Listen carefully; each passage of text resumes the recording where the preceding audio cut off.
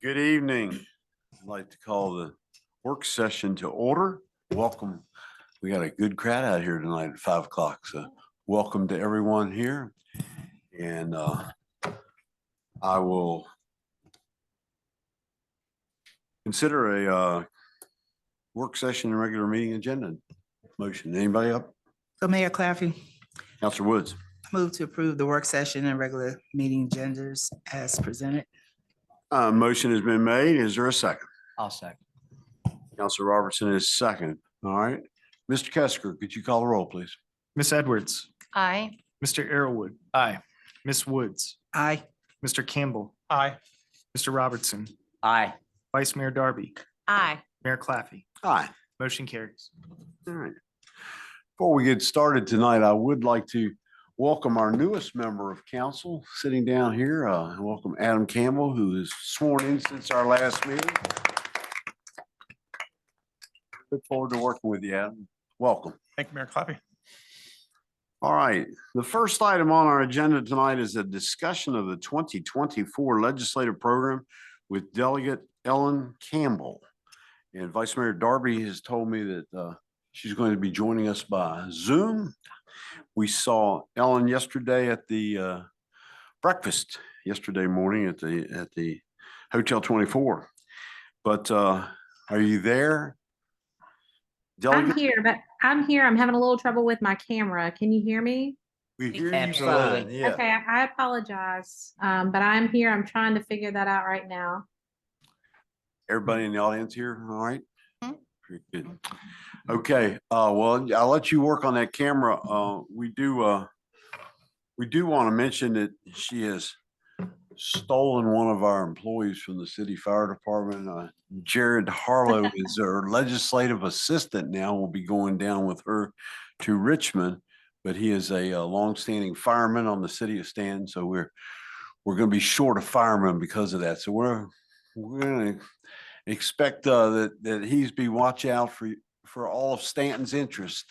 Ellen, when he's down there. I'm just helping to reduce your payroll costs. That's what I'm doing right now. We're not always trying to do that. I'm just picking. You just need to send more money this way. There we go. There we go. We I gotta should have. I walked right into that, didn't I? Well, can you get that camera working? I'm not the greatest at this, and this is I'm on a Mac right now, and I'm not usually on a Mac, so you might be stuck with just my voice. I'm trying. That's fine. Mayor Claffey, Yes, sir. if I may, before we begin, while she's working on the camera, did want to inform council that Senator Head came by my office this week. He was unable to attend tonight, but his daughter is getting her doctorate from the University of Georgia. But we had a good meeting. He said he was supportive of the Uniontown legislation. Excellent. And he encouraged council to contact him with any specific concerns you have. Okay. Thank you. Thank you, John. All right. Ms. Beauregard, do you have any opening statements for the legislative program?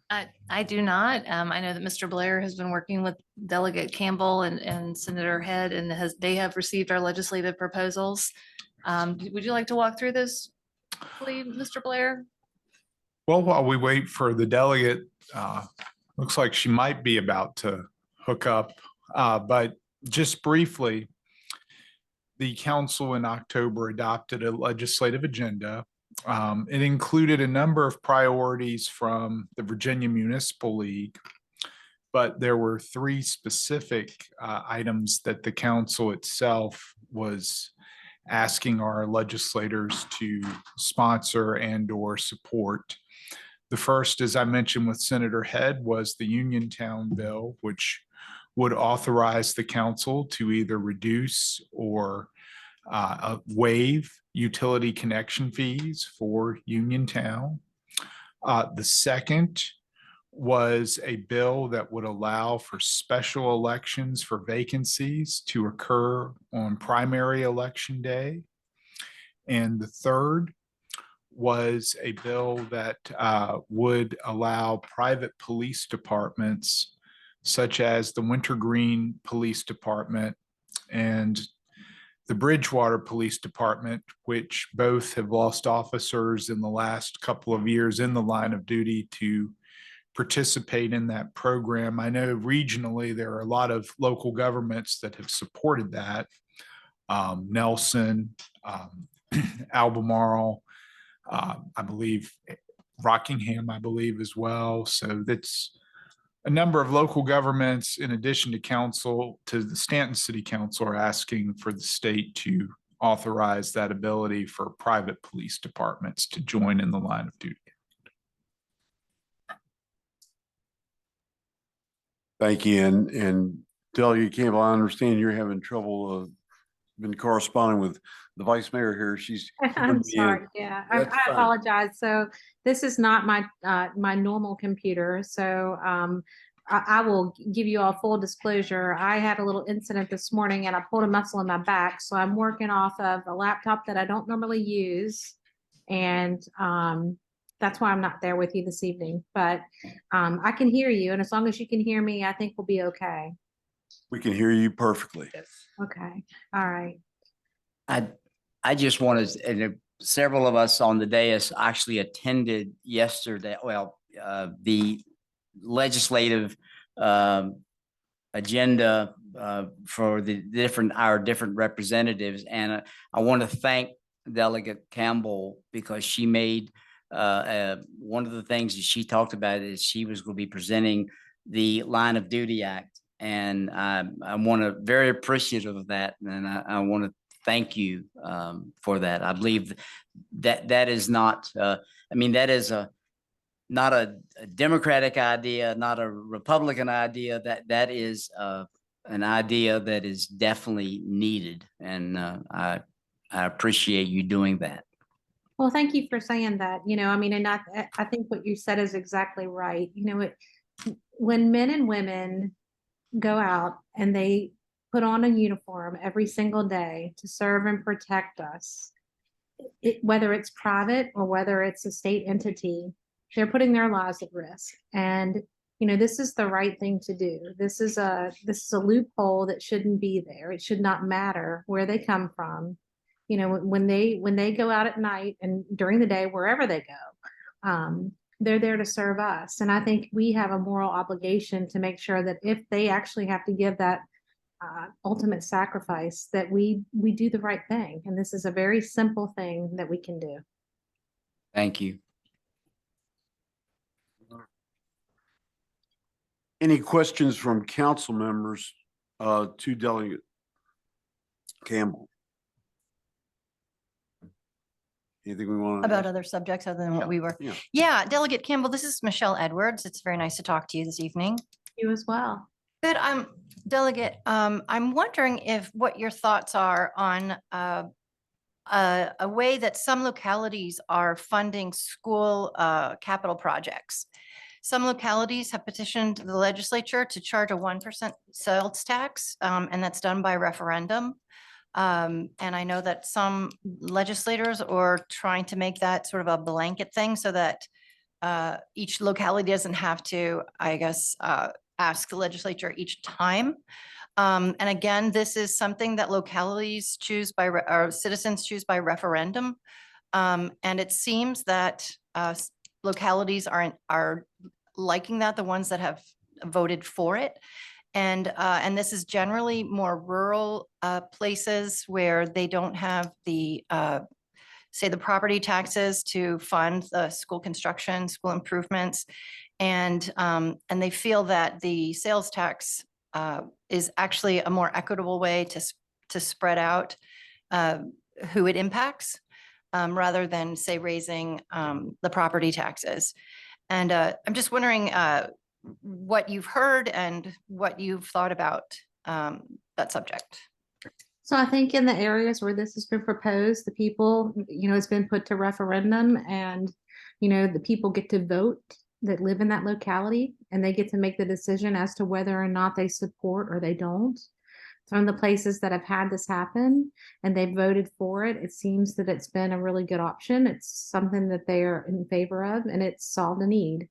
But I will say that I do think that it's something that each locality is different. I think sometimes what we do is we put a blanket approach to everything for everyone, and that doesn't work.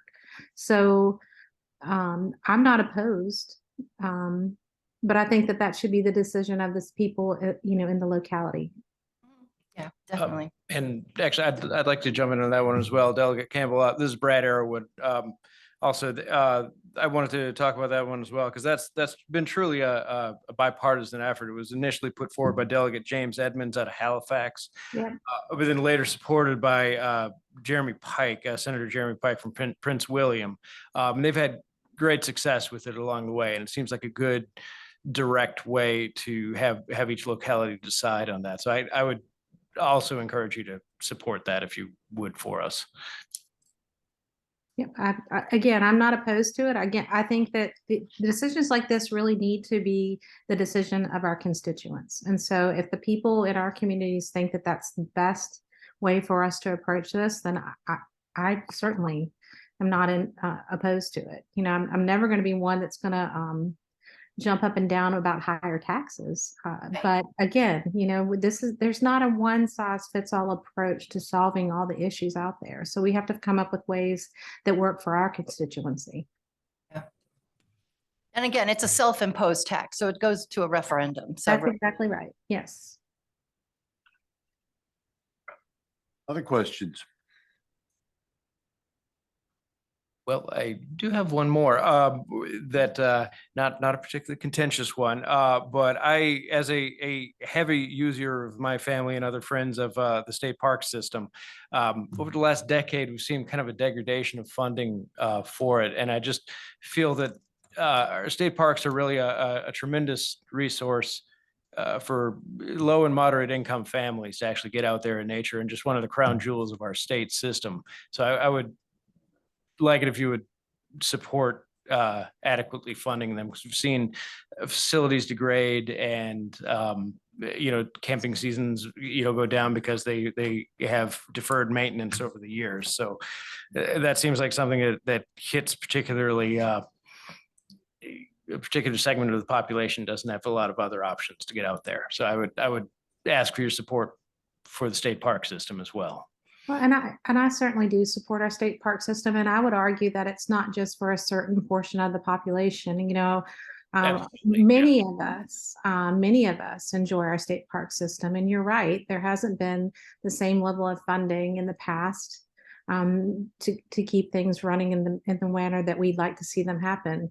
So I don't think it's something that we can say that it's for just a certain segment of the population. I think it's for all of us. And I think we all benefit by being able to go out and enjoy nature. So I'm a fan of the state park system. me too.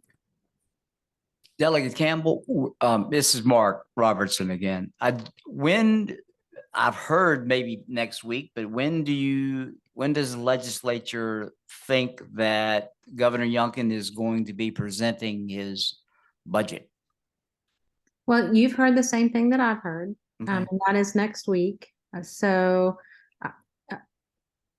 I don't have a definitive answer for that, but I've been given the same information I think that you have. So I'm hopeful, I'm optimistic that we'll see that next week.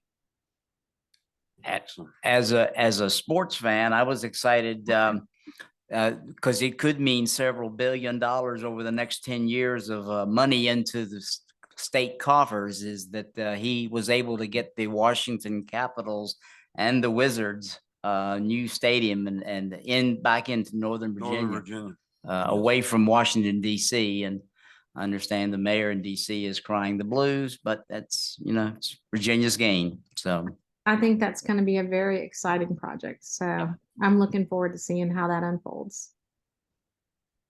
me as well. Let's see here on the agenda here. There's also a mention that Kendall Bailey, legislative assistant for Senator Chris Head. I don't believe he's here tonight. Well, it just says he was going to be in attendance. Okay, thank you. Didn't want to ignore him if he's here. Please speak up. All right. All right. Well, any further Yeah. questions?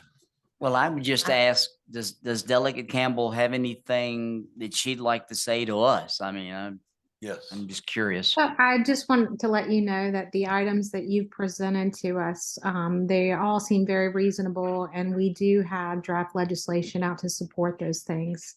So if there are other things that come up in the future, I hope that you know that we want to hear about it. We want to talk about it, but I'm in complete support of the things that you want this year.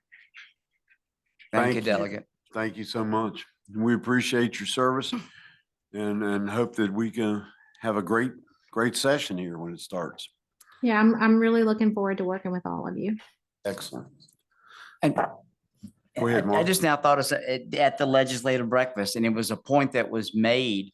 We're talking now with the delegates and the senators and Senator-elect about legislative things that they like to accomplish. But some of these ideas have been ongoing now for many months. And I believe was it Senator Obenchain, I believe, made the statement that, they are asking that we not wait until this time of year to come up with something. They want us to say, listen, if you have an idea, if y'all have an idea, come to us so that we can then get with them or do it directly. But if there's ideas that need to be presented or that you would like to see the state work on, do it early and do it Yeah. often. Yeah. Well, those are two really important keys. So if you wait until this time of the year, oftentimes we don't have enough time to be able to properly draft things and get them in there. The things we'll have to work out. Sometimes we have to flesh some things out. So I'd like for us to be in conversation all year long. I'd like to hear about the things that you come up with and the things that you see that the people in Staunton City need all throughout the year, so that we can work on that kind of like a rolling work session, that we can make sure that when the session starts, we have a draft and we're ready to go. Because if we wait until December and January, oftentimes we don't even have enough spots for new legislation. So that's really important. And then the other piece of it is, you do really need to stay engaged, and you need to get other people engaged too. If we have something out there that's important for the city of Staunton, we need to make sure that we have as many people as possible out there calling in, making their voice heard, not just to me, but to other people, because I'm not the only person that votes on it. So he was completely correct in his statement and assessment. Yeah, I believe the other figure that was said that just to let the audience know that the legislature on an average basis takes up, they're coming this January, 3,000 different bills. That's why if you try to come in now, they don't have the slots open to even try to get something written up. Right. So, Right. yeah. And not only do you not always have the slots open, but you have to also remember that of 3,000 bills, I might not see all of those. We're all assigned to different committees. So if it's something that's important to you, I need to know about it so I can flag it if it's not coming through a committee that I serve on. There's no way that one human being can ever read and understand and comprehend all 3,000 bills in 60 days. It's not possible. So that's really important that we have a really open line of communication. One other takeaway I got from that meeting that the chambers sponsored at that breakfast was, out of 40 senators in the state, 17 of them are brand new. Brand new. And have never served before. So therefore, going through this legislative session when it starts in January, basically you have 17 rookies who are getting adjusted to the system. That's right. So therefore, you're going to get even less legislation accomplished because of the fact that there's a learning curve that everyone has to go through, as Adam is going to go through, and we all went through when we're up here. It is a definite learning curve involved. So it's going to be an interesting year. And that's right. This is the greatest turnover since the Reconstruction in the House. So, and the House and the Senate. So it's not just the Senate. The House is the same way. So, and I don't want to say that we won't get as much accomplished, because we will, but it will be very difficult. And I'm grateful that we're in a long session instead of a short session, because the learning curve for the new folks, it can be daunting. So for me, last year, I was very fortunate that at least I had been behind the scenes and exposed to that process for 5 years. Had I not, I will tell you right now, it would have been daunting. Well, thank you for your service and we look forward to working with you and please do your best to take care of the interest of Staunton, Virginia. And I just add one thing. I'm sorry, ahead, Delegate Michelle. Campbell. I wanted to tell you that we here in Stanton are very, very proud of our public school system. Our teachers, our staff, everybody who walks into the doors of our public schools works very, very hard and accomplishes terrific things with very little. And a lot of us feel that localities are carrying an undue burden financially, and we really hope, or I should speak for myself, I apologize. I really hope that the legislature will consider increasing the state's contribution to our school funds. It's the greatest investment I think that we make in our state is in our young people. And again, our staff does terrific things with what we have, but it's very important that we do get more money from the state because it is a burden to the localities to have to make up for some of the positions that are mandated by the SOQs. And then it's a struggle. So please consider that as you're looking at into budget season. And I think I appreciate and respect your position on that. Now, I want you to know that I also am very invested in education. I was recently appointed to the Early Child Care Education Commission that the governor put out this year, and we recognize the value of education. And I think, the governor has earmarked more money than ever before for education. Yeah. I know there's never enough. there's never enough. Mhm. Right. But Yeah. I share with you the commitment to making sure that we do the very best that we can with the funds available and to make sure that we advocate as much as possible to make sure that those funds keep coming. Because you're right, there's no greater investment than we can make in our children. Thank you. Very good. Thank you and happy holidays. And I hope you recover quickly. I'm sorry. Listen, I'm really sorry about the technical issues. I've never claimed to be a technical genius. They did not put me on technology for a reason. So, but again, thank you all so much for having me. I apologize for not being there in person, but I look forward to getting there with you very soon. Thank you. Sounds Take care. great. Thank you. Thank you. All right. Have a good night. Have a good meeting. Bye-bye. Next item on our agenda is the Diversity, Equity, and Inclusion Commission final report and recommendations. Ms. Beauregard. Thanks. I'll do a quick introduction before I introduce the folks that will be presenting this tonight. So just to remind everybody, in February 2022, City Council adopted a resolution to establish an Equity and Diversity Commission, which soon after was renamed to the Diversity, Equity, and Inclusion Commission. Those members were appointed in May of 2022. And they started doing their work immediately. A year ago, on December 8th, 2022, the commission provided an update on their work to City Council. And this evening, the commission will present their final report and recommendations. I'll introduce DEI Commission Chair Sabrina Burris and Vice Chair Lindsay Lennon. They will be presenting the final report and recommendations. Following that report and per the resolution, City Council will next conduct your own public hearing on the report and recommendations, which will be scheduled for early 2024. And also with us this evening on Zoom is Dr. Robin Stacia, who the commission worked with early on when we received the grant from Versa for that work. And this summer, Dr. Stacia started working with the commission again to get us to this point, get them to this point this evening. So I'll give it over to Sabrina and Lindsay to share the report and recommendations, and they do have a PowerPoint this evening to show as well. Well, welcome. Glad to have you here this evening.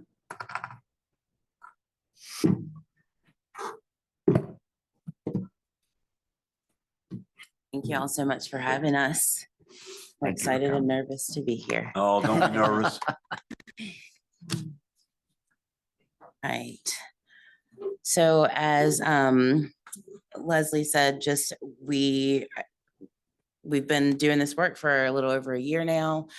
So excited to just talk with you about what we have. In our presentation, we're going to go through a tiny snippet of just who we are and what we've been doing. And then I'm going to hand it over to Lindsay, who's going to do a larger snippet of the data collected and the findings that are related to that. And then we'll end with some recommendations and then give you all an opportunity to ask questions or just make comments. So a reminder of our initial charge as a commission to objectively evaluate existing data, studies, and reports from available sources concerning social and racial equity in the city of Staunton, to evaluate social determinants of inequitable outcomes within the city of Staunton. Next.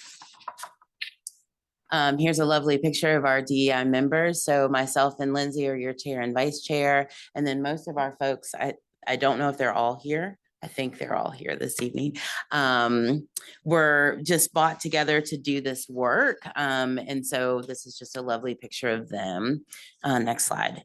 And then here's our timeline. So when we started our work, I think one of the things that we said over and over again is that we have such a large mountain to climb.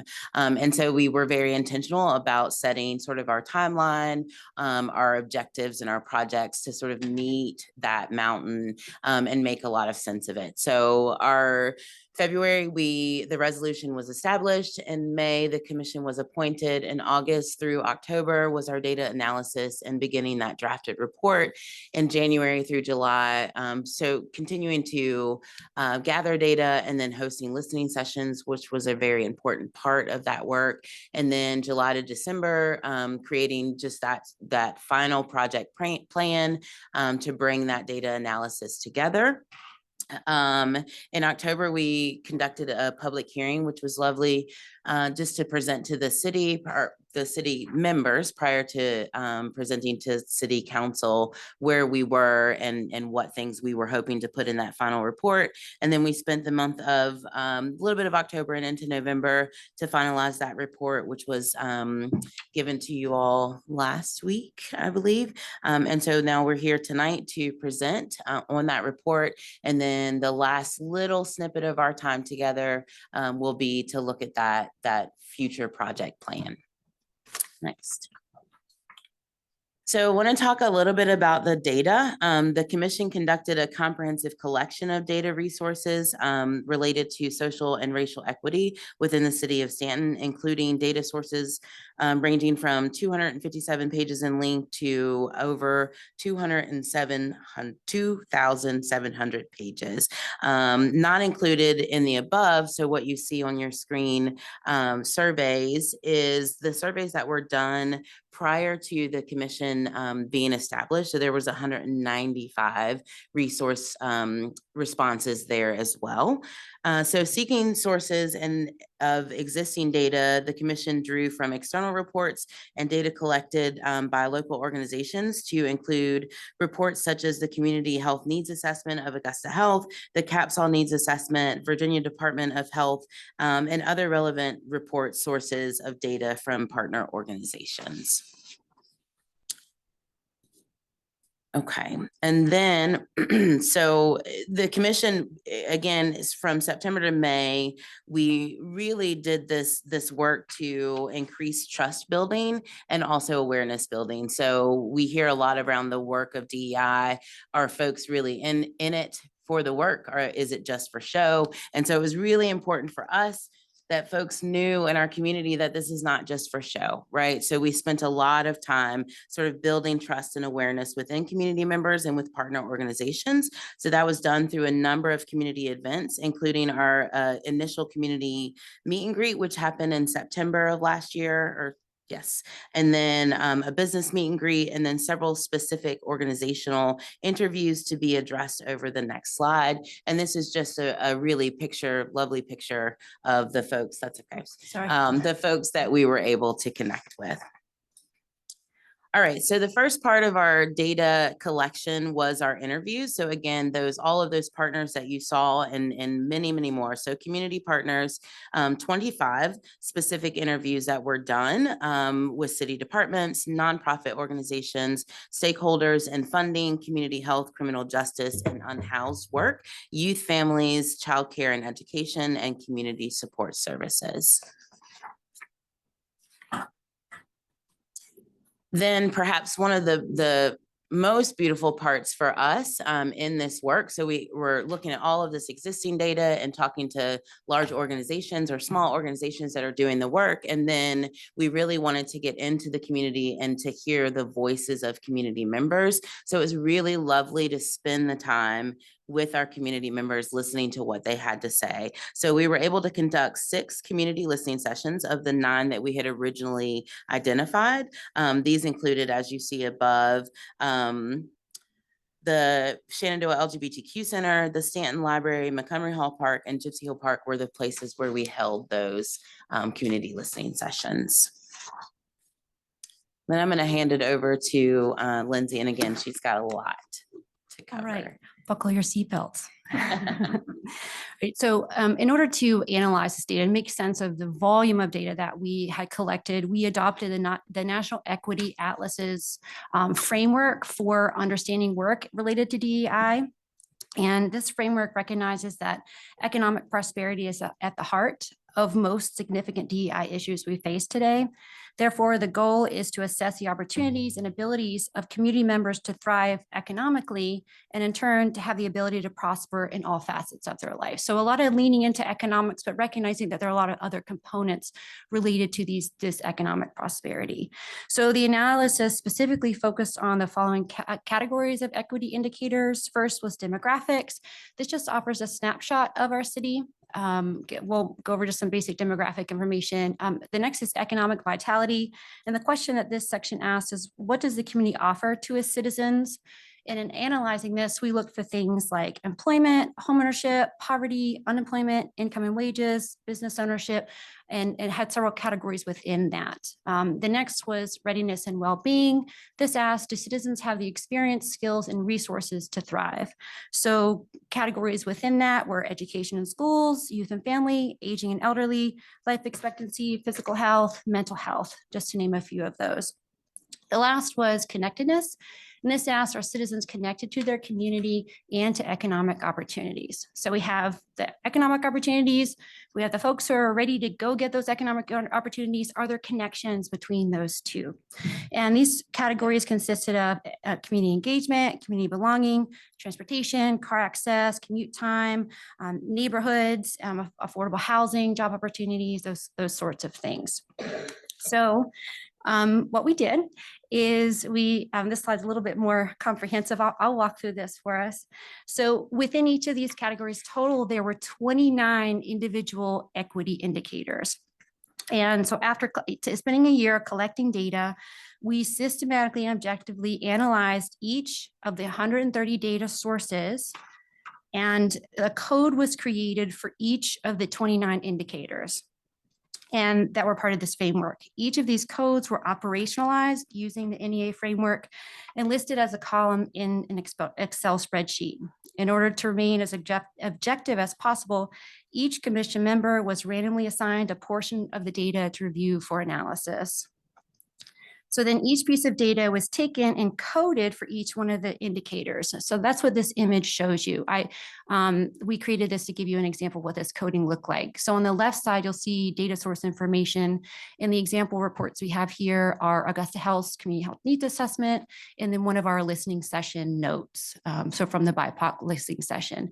So what we did is we fully reviewed this document and went through this spreadsheet and said, is it present? Is it not present for each one of these indicators? A 0 being not present and a 1 being present. So in the end, after reviewing 130 documents, we have this nice giant spreadsheet, much larger than what you see here, giant spreadsheet that showed us what pieces of data went along with each one of the indicators. And went through that process for every single one. Let's see. So We will admit that this returned a lot more pieces of data within each indicator than we initially anticipated. We thought that it would be just a few pieces of data within each, but as you'll see on the next slide, it was quite a lot. So what the writing subcommittee did is we decided that we would have to pare this down. There was no way we could get through all of this volume in the amount of time that we had. So we elected to take just the top indicator areas, the ones that had the most pieces of data in them, and pull those. So we picked the top 4 indicators within each of those overarching categories. So economic vitality, readiness and well-being, and so on. So that's what this chart shows you now. Is this is the NEA indicator, the category that we coded for, and then the total number of sources that we had that actually had a piece of information, whether it was a page or a paragraph or just a graphic, some piece of information on that indicator. So you see, it was a lot. So for example, poverty and employment, there were 54 individual sources of data related to that. And so then from there, what we did is we so lovingly called these buckets. We took all of these pieces of data out of the bucket, poverty, unemployment. We went through those and we pulled everything that related to that and we analyzed that. And that analysis process is what has created the report you see in front of you. So if it sounds long and tedious, it was. It was quite a process. And I commend every one of the commission members who worked on this process, because it was definitely a labor of love for us. And again, this is how we came to the conclusions that we have for this report. So without further ado, I will get to these findings. So to start, as an introduction, Staunton continues to be a historic and enriching area for culture and the arts. The city schools are seeing consistent achievement gains on state benchmark tests. It's one of the safest cities in Virginia and attracts thousands of visitors each year, many of whom decide they want to call Staunton their forever home, which has led to much positive growth with an increase in overall population and an increase in the diversity of this population. As you can see here from our first graphic, Staunton has a total population of 25,750, and that population has grown by roughly 9% since the year 2000. Within this population, 88% has a high school diploma, about a third has a bachelor's degree. Racially, we are 78.5% white, 11.4% Black, and 10.10% other racial configurations. So mixed race, Asian also goes in that category as well. Ethnically, we have 4.2% who identify as Hispanic or Latino. About a fifth is under 18, about a fifth is over 65, when that population is actually growing, and just over half are female. So that's the demographic picture for Staunton. On to economic vitality. And I'll talk about each one of these in part, and then I'll get to this chart on here as well. So for economic vitality, a viable economy is important for our city's future. This section challenged the commission to evaluate key indicators of a viable and equitable economic landscape. So overall, our poverty rate is slightly worse than the state average. We are at 12.3%. And then our unemployment rate is slightly better than the state average. We're at 3.2 and the state average is at 4.2. However, local reports find that many of the employment opportunities that do exist within the city were hourly and lacking suitable benefits for workers. The barriers to suitable employment are only more prevalent for those experiencing homelessness and those with criminal convictions. During conversations with the community, there was a general sense that the community lacks good paying employment opportunities, and considering the lack of viable wages, many parents are required to work multiple jobs. Roughly 6% of the city businesses are minority owned. This is compared to roughly 20% of minorities in the population. And when specifically discussing business ownership, the community was consistent in their message. The city can do more. Many business owners cited the need for more resources, whether it be monetary or educational in nature. Small business owners felt that regulations imposed by the city around coding were either a barrier to their success or unnecessary. It was suggested that more materials be produced by the city to address questions and the overall process to successfully launch a business within our community. And I'm going to kind of jump back to poverty and employment here by looking at this chart that's at the bottom. So this is a snapshot from the 2021 ALICE profile in Staunton. If you're not familiar with the ALICE data, ALICE stands for Asset Limited, Income Constrained, Employed. So it's folks who have jobs but don't have a lot of resources and who still struggle to make ends meet, struggle to meet their most basic needs. And this is a significant threshold because it's a bit different than the federal poverty level that is put out. So I'll hop us actually down to the bottom of the graphic first. We have about 13% households in poverty in Staunton, but according to the ALICE measures, we have about 33% of households in Staunton. So ALICE is seen as really a more accurate measure of who can actually afford to live here in Staunton. It's more based on our local economy and local living expenses. So we really look to ALICE to help shed light on a more dynamic experience of people living in Staunton. And this graphic just gives you a little bit more information about the median income, $53,000. We expect that to be a little bit lower here. The cost of living is a little bit lower in Staunton than in other places around the state of Virginia. And then of course you see the labor force participation rate there at 61% as well.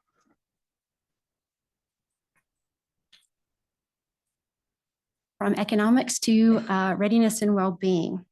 So beyond a viable economy, our city must also provide opportunities for its citizens to gain the experience, skills, and resources necessary to thrive in both their professional and personal lives. Readiness and well-being measures challenge the Commission to evaluate the health and prosperity of citizens across their entire lifespan. So here, focusing first on youth and families, local metrics and feedback from listening sessions and interviews resulted in 4 identified areas critical to support for youth and families in the area. These are access to childcare, improving physical health, education around teen pregnancy, and providing enrichment opportunities for youth. And as one of our community partners put it, childcare always affects somebody's job opportunities. And I will say here too, I have lots more notes on other pieces of data that relate to this. I'm really kind of trying to move through. I know we don't have a limited amount of time, but if you have any questions about more specifics on some of these pieces, I'm happy to answer those as I'm able afterwards with questions. Okay. Mental health care and access to health-related services are also areas of top concern based on local reports and the Commission's data. This was one of 2 pieces that consistently came up with the data that we were looking through. And as you can see by this chart here, this is from the Capsol Community Needs Assessment in 2021. There is an increasing concern locally about mental health issues. This shows depression, anxiety, unhealthy weight, and just general poor mental health, and households reporting that they experience these issues. So something that we're really, really concerned with as a community. So the first issue is simply availability of care. We don't have, plainly, we don't have enough physicians. We don't have enough mental health care workers. This came up for me. I work in a school system. This came up today at work. I couldn't believe it. I was like, oh, this is what I'm reporting on tonight. So we don't have availability of care. And then being able to access care that is there, education about where the resources are, how to get to those resources, affordability. Obviously, that's a class issue, but also issue related to health insurance and out-of-pocket costs and those sorts of things. And there were other social barriers that we saw as well. One's related to housing. As one of our community partners put it, if you're worried about where you're going to sleep tonight, it's really difficult to focus on your mental health care. There were also links between race and ethnicity and mental health and health outcomes. Criminal background and stigma were also barriers that we found to accessing care. Okay. On to schools. I was excited when schools came up earlier.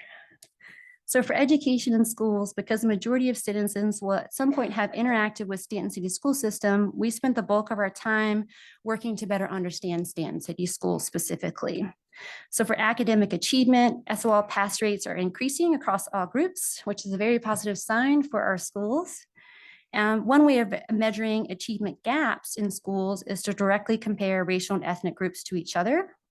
We can do this through racial achievement gaps that can be measured by dividing the Black pass rate by the white pass rate. And this is the chart here that I'm talking about. I'm just going to explain how we calculated these. This produces a ratio in which a score of 1 indicates equality, a score of less than 1 indicates lower pass rate for Blacks relative to whites, and a higher score than 1 indicates a higher pass rate for Blacks relative to whites. So when you look at this table, you can see that there is a disparity between Black-white ratios and Hispanic-white ratios, with whites having the better score reading and math scores on each one of these years. But you can also see that that's changing, that it is getting better. We can, even just over these 3 years, this ratio, this disparity or achievement gap is shrinking. So we saw that as a positive sign as well. As far as student climate, there's a lot of data we have on this. I'll just share that there is some disparity in the short-term suspensions that we see in the schools between races. And as far as staffing diversity, the city does struggle to attract and retain a diverse teaching staff. They're not the only ones with this issue, but we do see this. And at least at a surface level, it doesn't seem to be linked to resources and funding, as Staunton City has really competitive pay compared to local school districts in the area.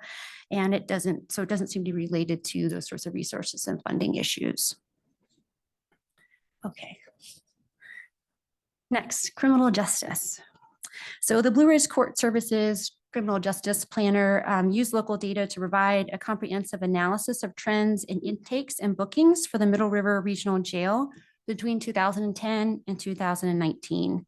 The result is, at least part of this result is the chart that we have here to share with you. This is the most recent detailed quantitative analysis available.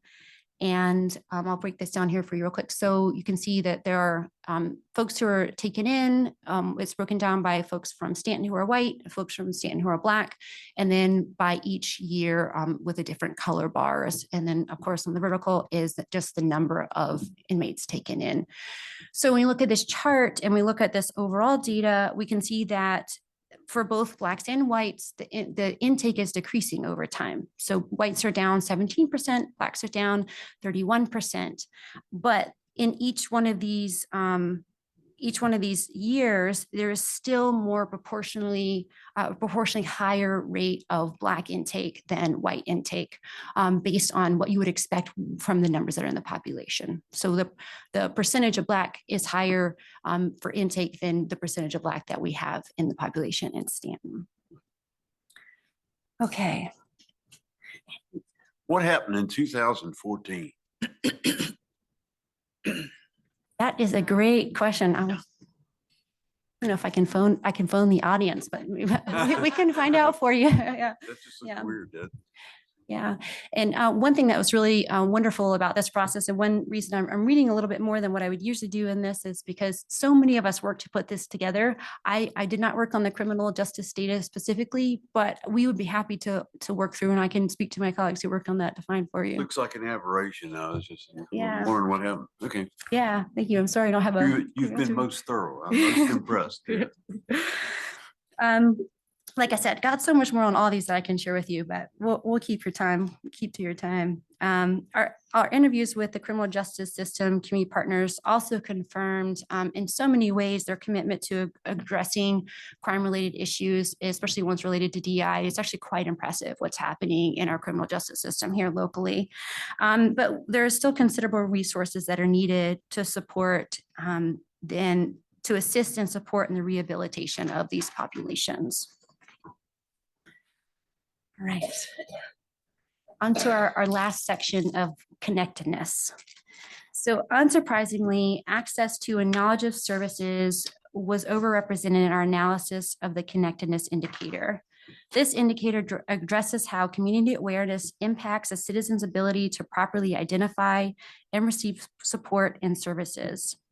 From our community listening sessions, a lack of awareness of resources available to the community was frequently discussed. Community leaders also noted a need for broader community awareness of services. In addition, these agencies noted significant barriers, including language and technology access, and access for deaf, blind, and hard of hearing community members. When asked how the city of Staunton might improve on future DI initiatives, listening session participants often ask for additional information on community-led volunteer and committee opportunities, or additional ways to be more involved with activities for nonprofit organizations.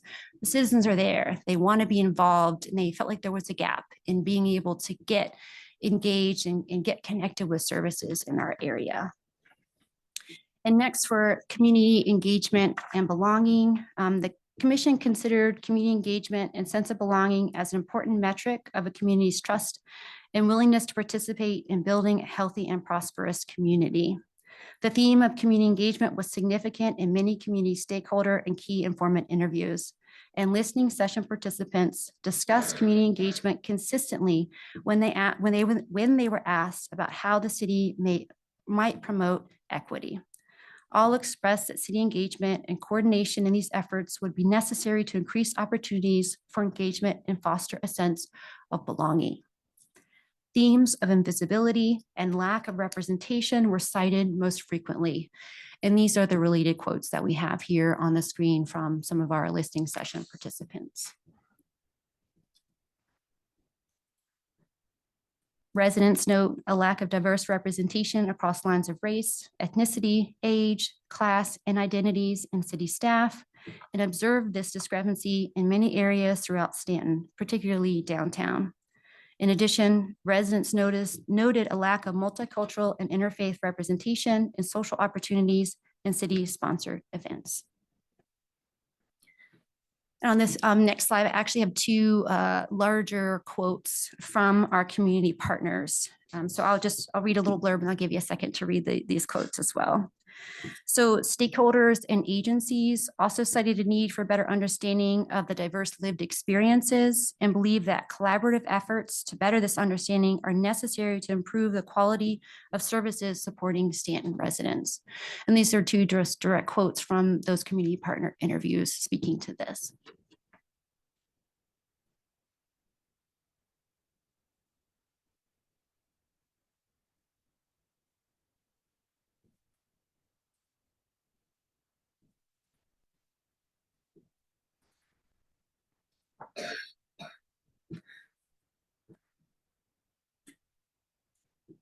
All right, home stretch. Got two more for you.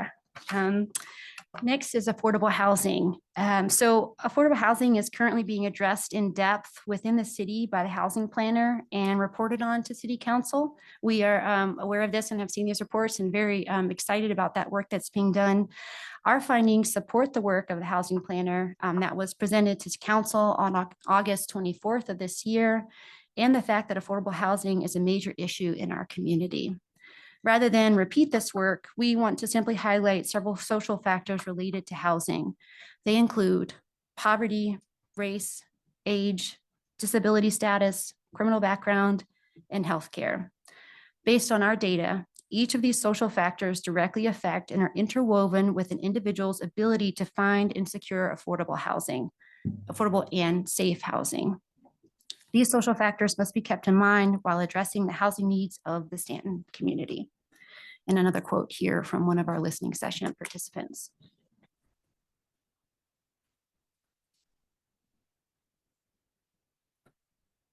Okay. Last piece for our data under connectedness is transportation. Several community leaders noted transportation as an underlying issue that is interrelated with other issues addressed in this report. Things like housing, mental health services, employment, childcare, and education. Those ALICE households that I mentioned before are typically forced to live in lower income areas with limited community resources, which tend to be further away from jobs and services. As a result, these households often spend disproportionately more on transportation. Listening session participants also cited transportation as a significant barrier that they encounter directly in their time as citizens. Lack of accessible or sufficient transportation prevented many from accessing basic needs and services, but also from participating in social and political opportunities. Most notably, listening session participants from the older and aging community expressed frustration at the insufficient public transit route coverage and limited alternative modes of transportation. This, coupled with the lack of accommodation for those with walkers or wheelchairs on public transit and walkways, has effectively cut off access to many areas across the city of Staunton, further isolating a vulnerable and underserved population. As we can see from these two quotes on this side as well, inadequate transportation and access directly affects both civic and community engagement for our citizens.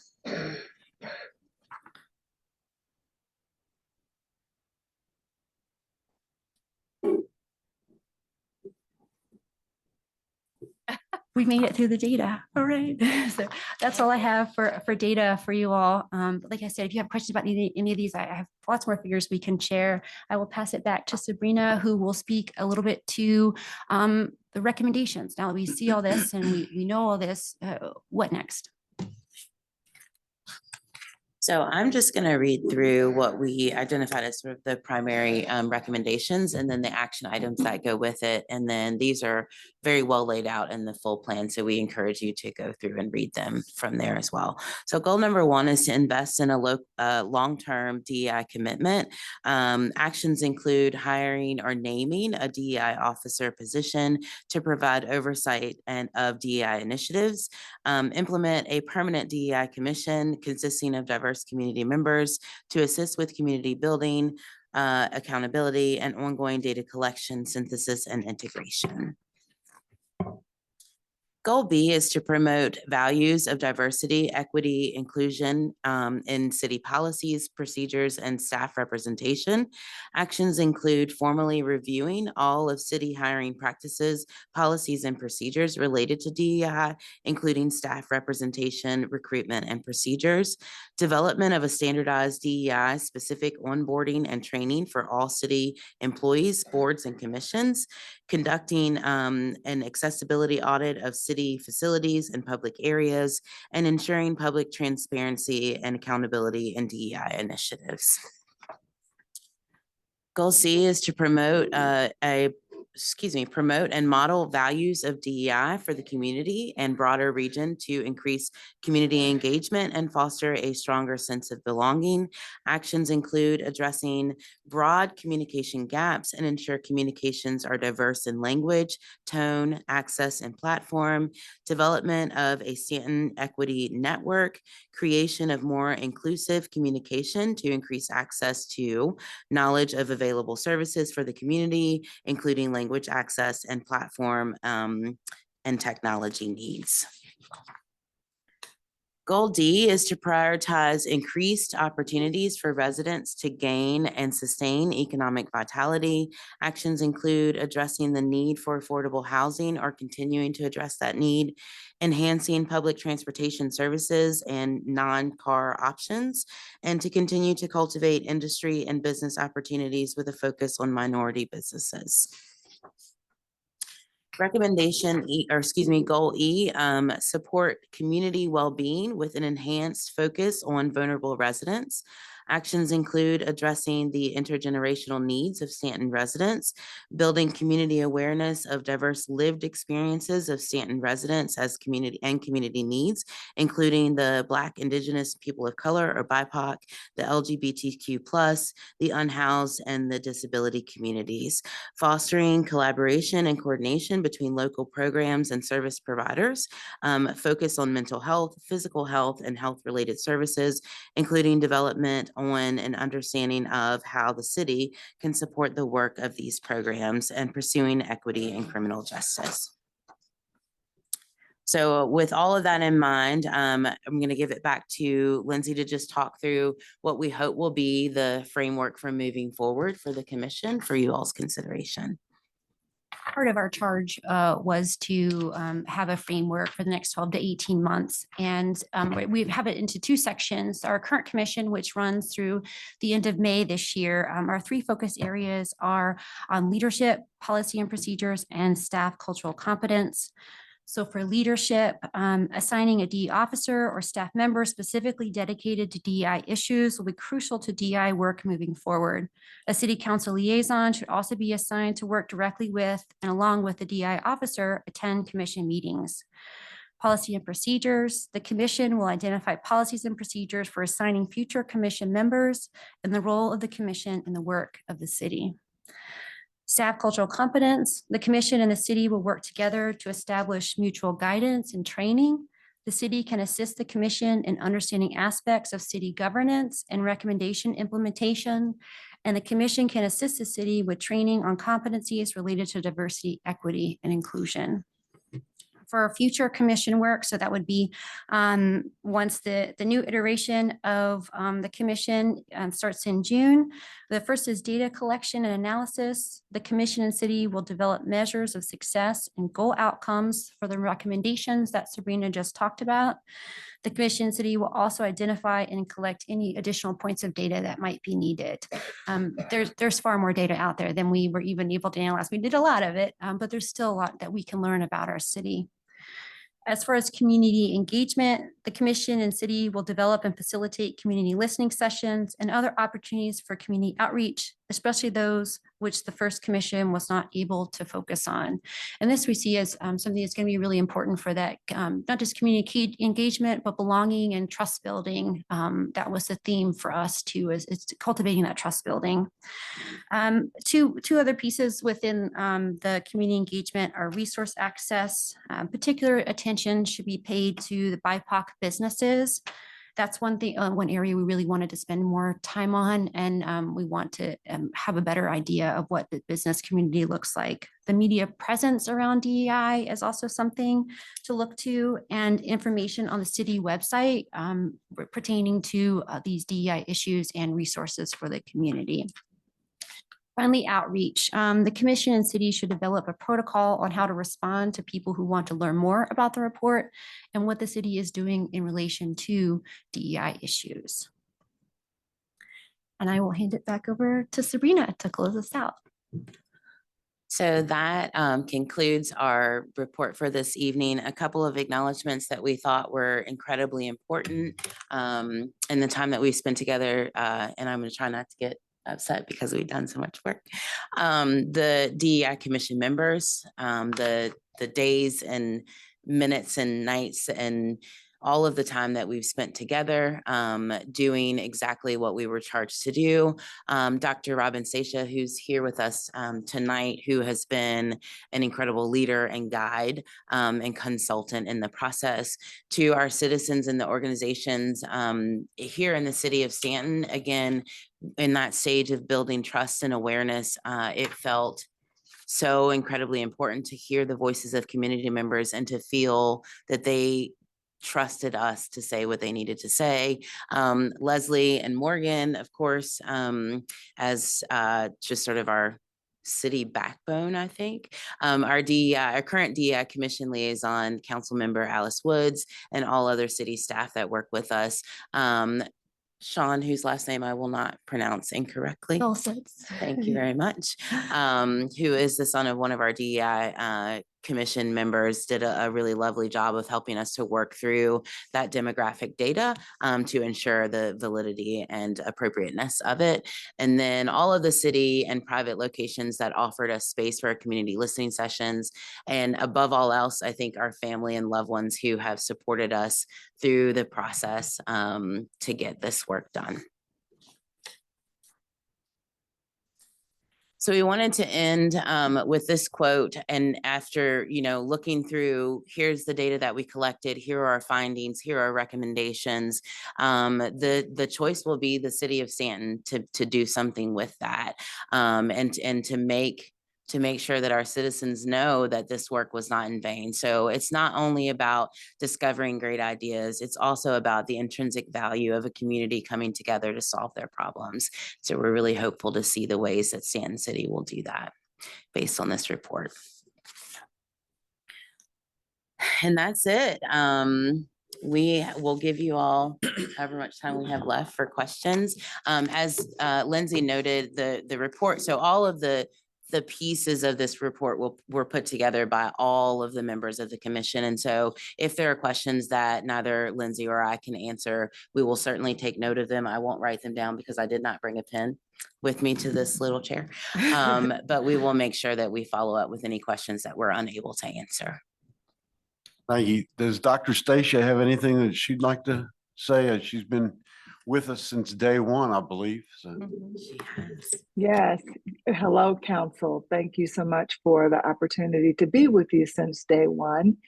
And the only thing I have to add is I will tell you, I've done this work a lot and with a lot of cities, organizations, and I don't think I've ever seen a group produce such an amazing report, such meaningful data, such a comprehensive approach.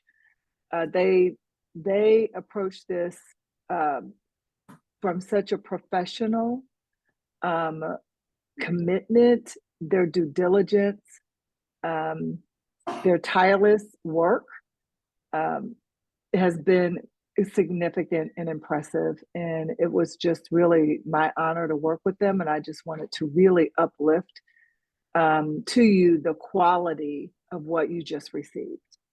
You received a report that would take an entire consulting firm to produce.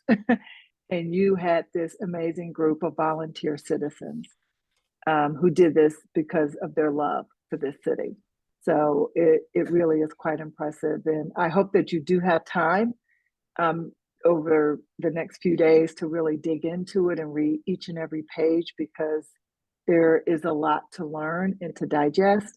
And I think that will inspire you all as leaders to think about the way forward to really taking your city to the next level. So thank you. Thank you. Thank you. Thank The other you. thing I'd like to do is ask all the members that served on the commission to come up here. I mean, I know there's a lot out here in the audience, and I would hope that you would Stand come up. up here and maybe we could get you all to tell us your name, and then we'll see if anybody has any questions. Excuse me, Chair, can they, I wanted to ask if they stop sharing so I can see. You can't see when you're sharing the PowerPoint. Thank you. All right, thanks a lot. Oh, here we are. All right, Oh, come on up.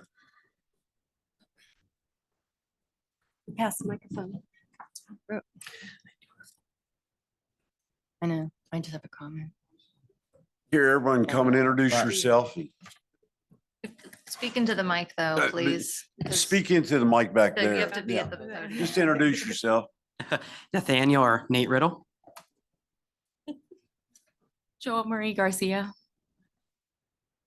Susan Venable. Jennifer Trappier. Lou Bowden. Beth Nelson.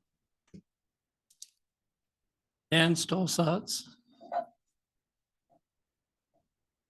On to win. Mark Jeter. Vicky Kaiser. All right, well, I think we owe them a round of applause.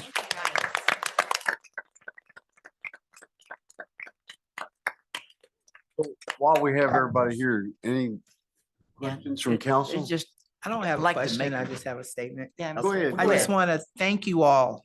Thank you all so much for all your hard work and dedication over this last year and a half. I didn't start out as the liaison because you all started before I got elected, but thank you all so much. And to let you all know that council was not a part of the listening sessions. So we was not going to the listening session. So just wanted you to know that. Thank you. Thank you all so much. I just want to quickly say, so Zavia Willis is also a commission member who was unable to be with us. So she works over the mountain. So I want to make sure to recognize her name tonight as well. Thank you. Yeah, I just had and anybody can answer. I just, reading through the report, just so I understand, on like second, third, what page back here, it's talking about median household income, Staunton versus state. You know, we're 53,000 average, state average 80,000, almost 81,000. I'm assuming that is due to Northern Virginia. When you put all of Northern Virginia and then the Eastern Shore in there, you add all the higher salaries. That's what causes that. Yes. yeah.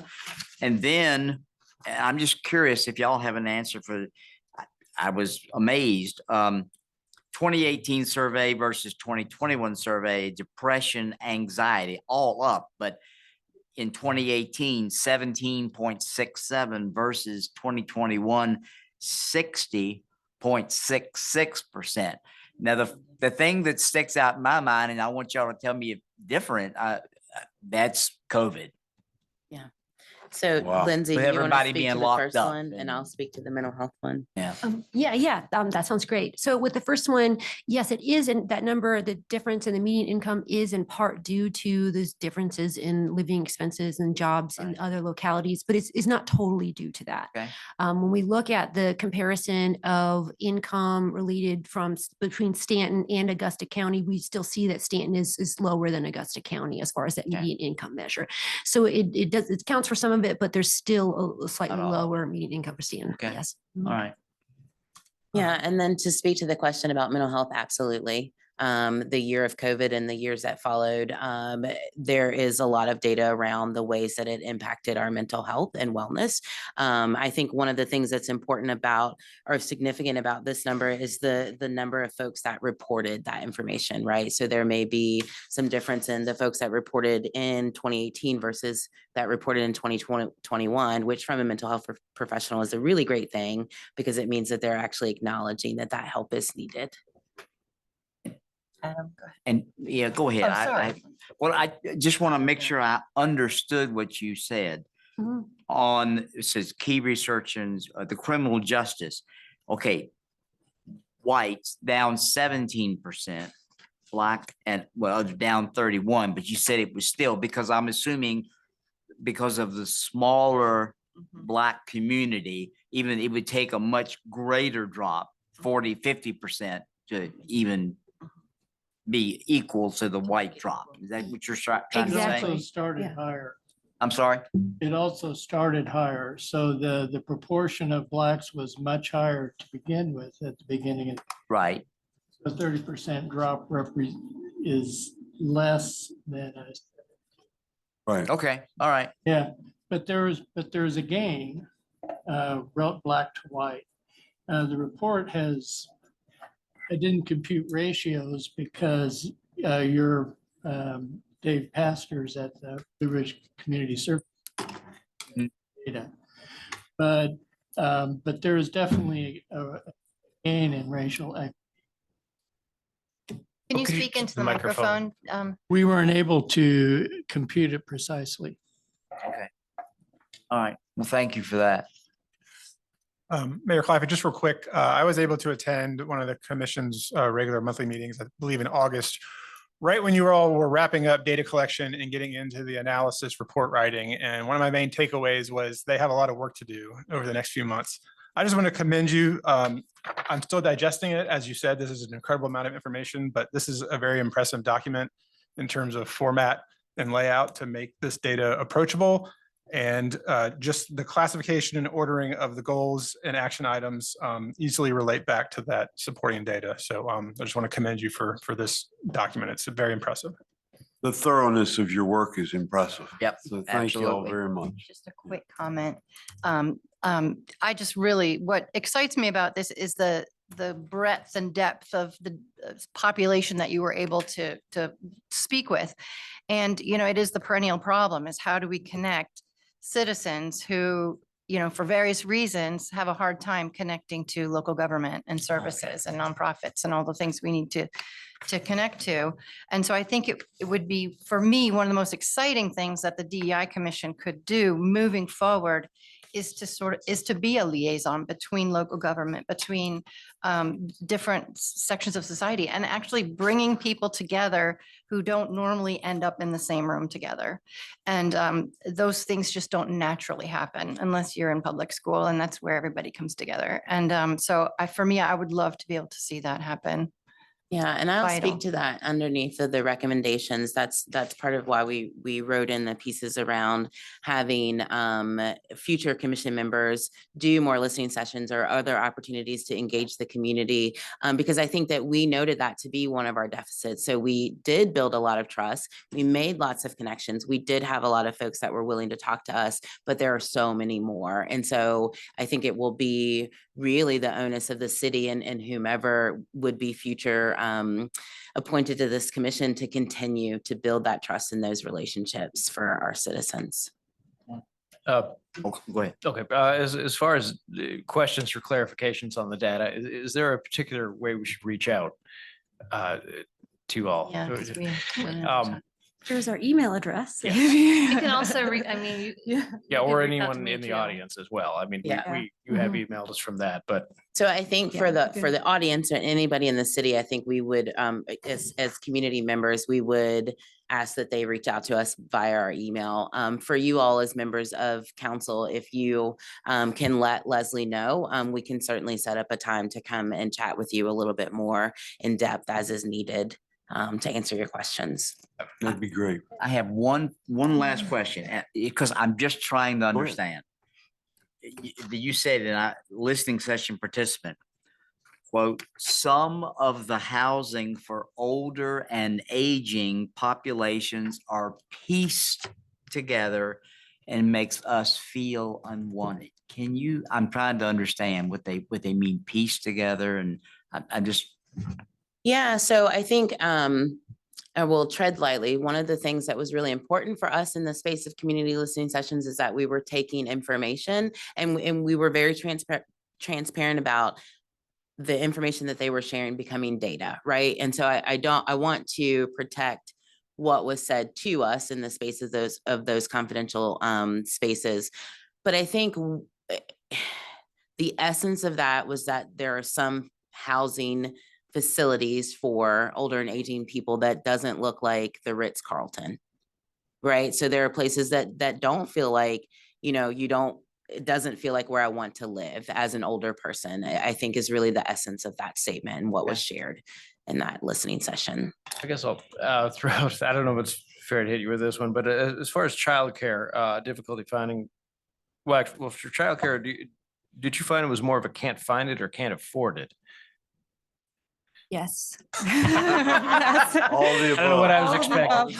But Yes, yeah. yeah, it's, that's one area actually that we want a lot more work in. Yes. With speaking to child, that's in the recommendations and the more detail of it is doing an assessment on childcare more broadly in the city, either conducting that within the city or helping to participate in that with another entity because there isn't enough. And speaking with the folks in childcare, we were able to speak with their costs for employers and to keep their employees are going up. The hourly wages are going up, but they can't increase the costs for the care as much as they have to increase wages for their employees. And then that doesn't bring in benefits either because they aren't able to provide benefits at that cost. So it's a real strain in the system where the cost of the employees is going up, but they can't, it keeps chasing how much they can charge the families. It would also be interesting to know from, because that's something we could try to look at later is in what age group of children. There's a big difference between finding childcare for a 2-year-old versus after school care. Yeah. Well, so. But it's a problem all the way through. Yeah, Yeah. for sure. Yeah. Finding and paying for it. Yes. Absolutely. Mhm. Well, once again, let me thank you all for an outstanding report, and I want to commend you again for the thoroughness of your report. It's a pleasure having y'all here, and it's nice to see how the city of Staunton can come together and figure out what the issues are. And now we got to do something about it. Yeah. But wish everybody happy holidays. Thank you for being here. Thank you for your service to the city of Staunton. Thank How about you. another round of Thank you all. applause?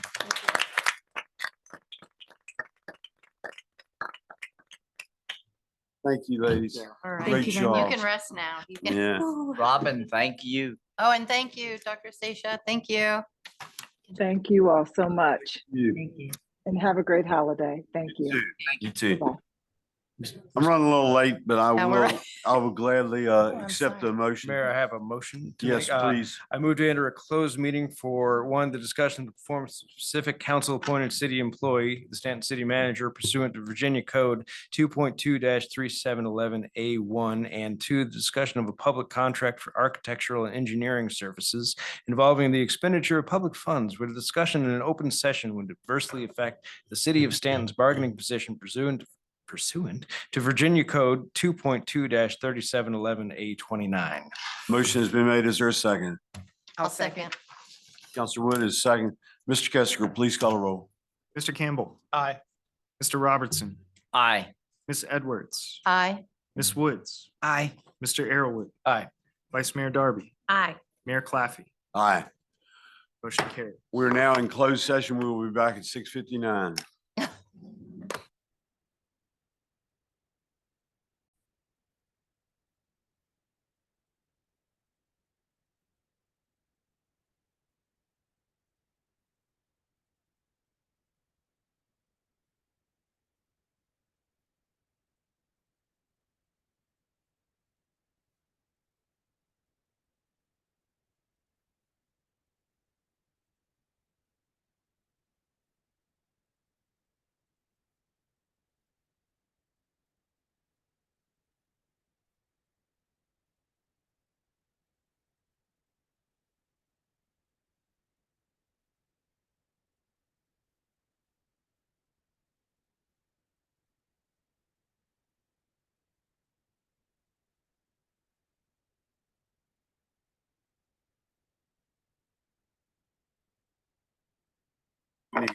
I'll entertain a motion to come out of closed session, please.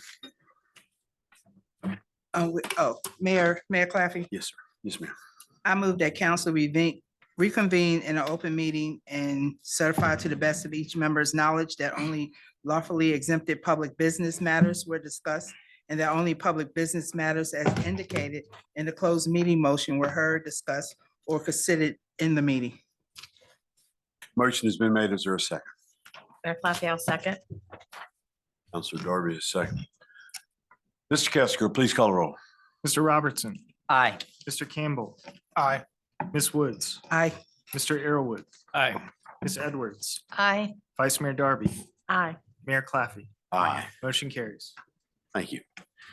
All right, now we're ready for the regular meeting to begin, and we're going to start out by asking everybody to join us in the Pledge of Allegiance. I pledge allegiance to the flag of the United States of America and to the republic for which it stands, one nation, under God, indivisible, with liberty and justice for all.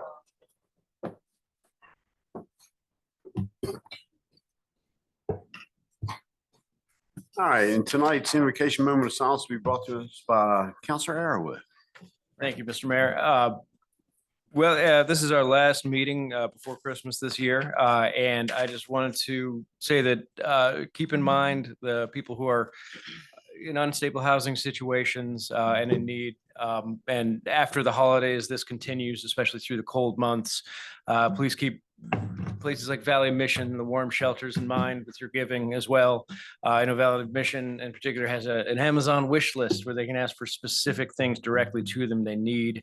Warm may have something like that as well. New Direction Shelter as well is in need.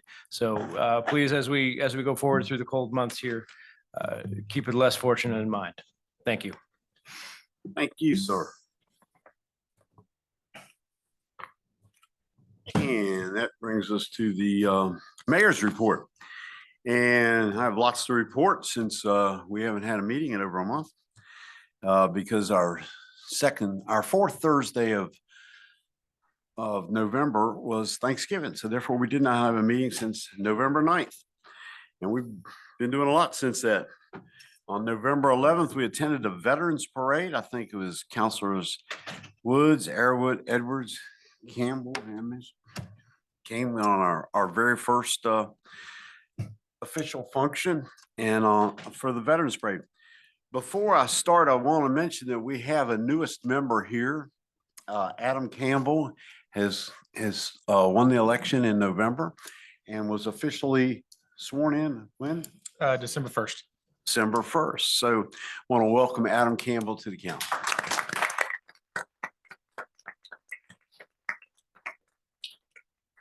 And he has hit the floor running. Yeah. So, all right. So after the Veterans Parade, I believe on Monday, November 27th, we had the Christmas tree lighting in the park. And we want to thank the Parks and Rec Department for decorating our city tree by the pool. We want to thank Adam Campbell for bringing his Cub Scout troop there to do the official lighting of the tree. It was great.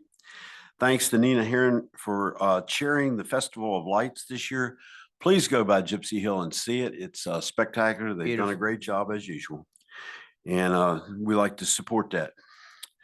That same night, Monday, November 27th at 7 o'clock. We all came downtown for the Christmas parade. Somebody needs to find out how many Christmas Oh my parades God, it we was have had in the city of Staunton, because I think that number would be impressive. We've been doing this a long time, and it's a great event. And I remember it as a kid, and it's just as was much fun tonight. So thanks to Kiwanis for organizing it, and they did a great job. They had 140 some acts to get through there, and they did a fabulous job. Thanks to Columbia Gas for sponsoring it. Yeah. On December 3rd, we had a council holiday gathering arranged by Mark Robertson, who promptly proceeded to not come. Yep. Because he was sick. But thank you for setting it up. It was a very nice evening, Mark, and we enjoyed ourselves. The Howdy Shells they were very thankful. That was spectacular, and we're really glad that you're back, feeling better. On December 8th, I attended the farewell party for Cheryl Wagner, who's the head of the tourism. She has left the city to go back to Lexington, and our loss, and we're gonna miss her. She did a great job.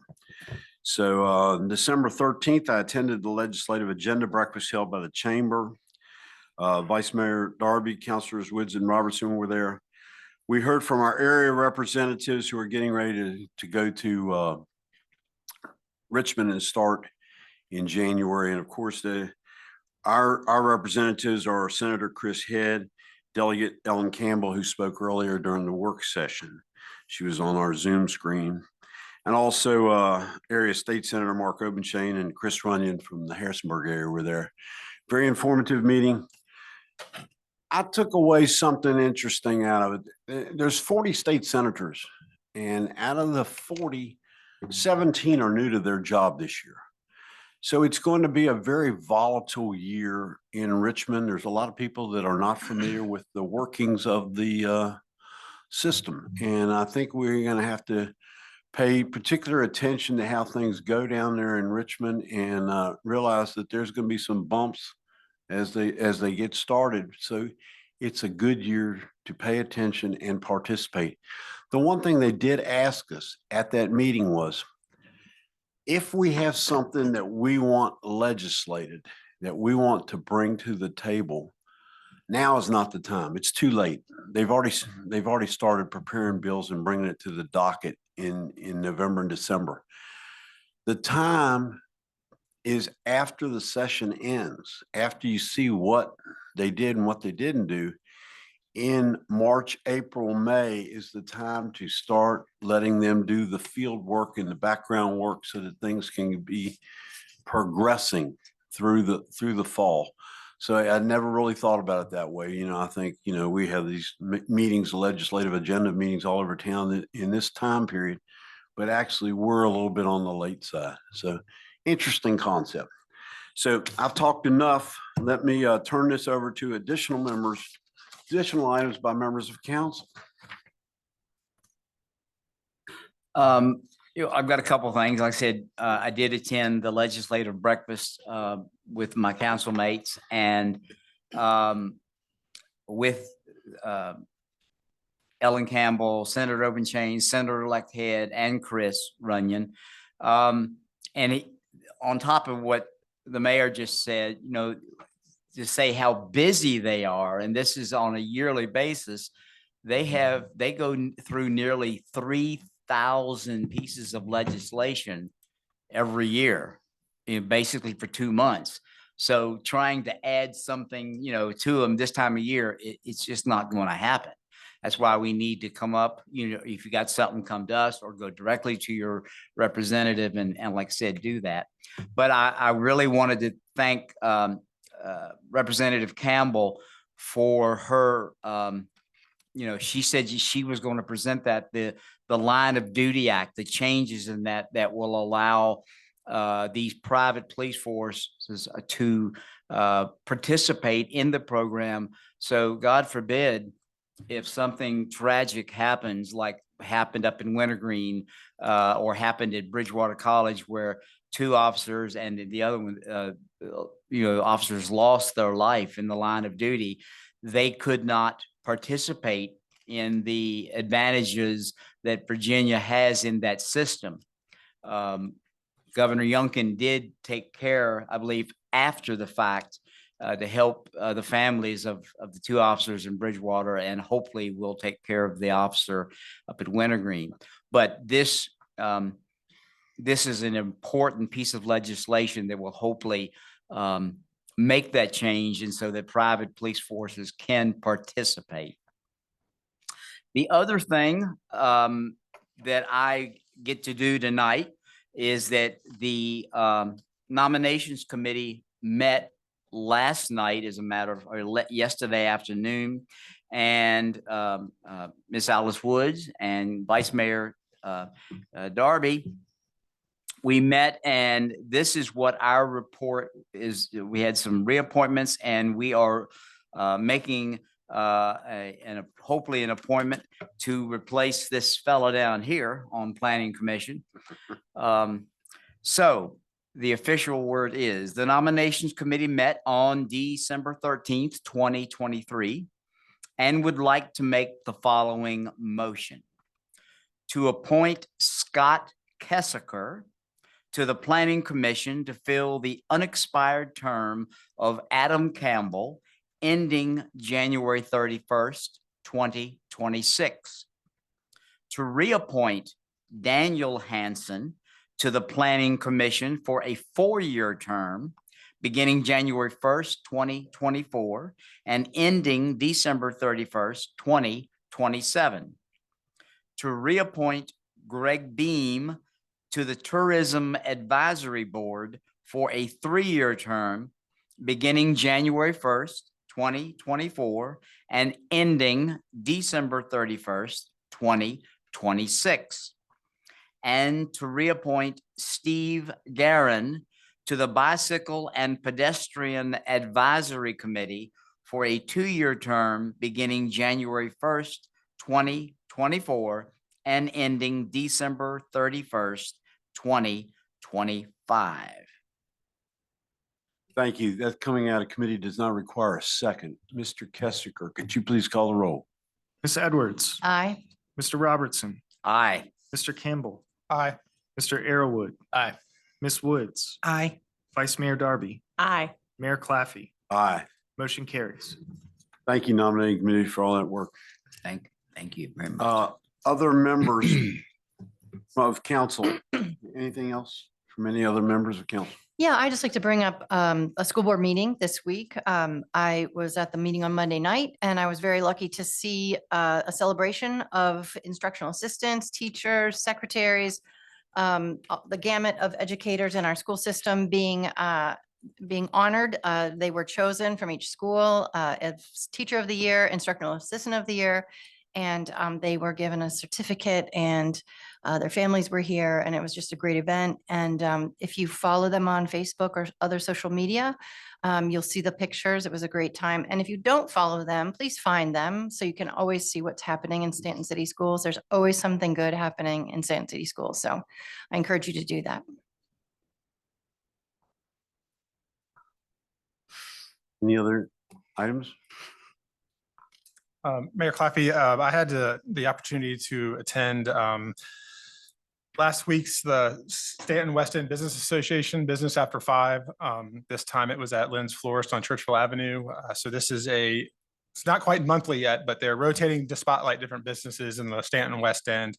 I didn't get to stay long due to my schedule, but it was a great turnout. I know Councilwoman Edwards was there also, and Ms. Woods, right? Yep.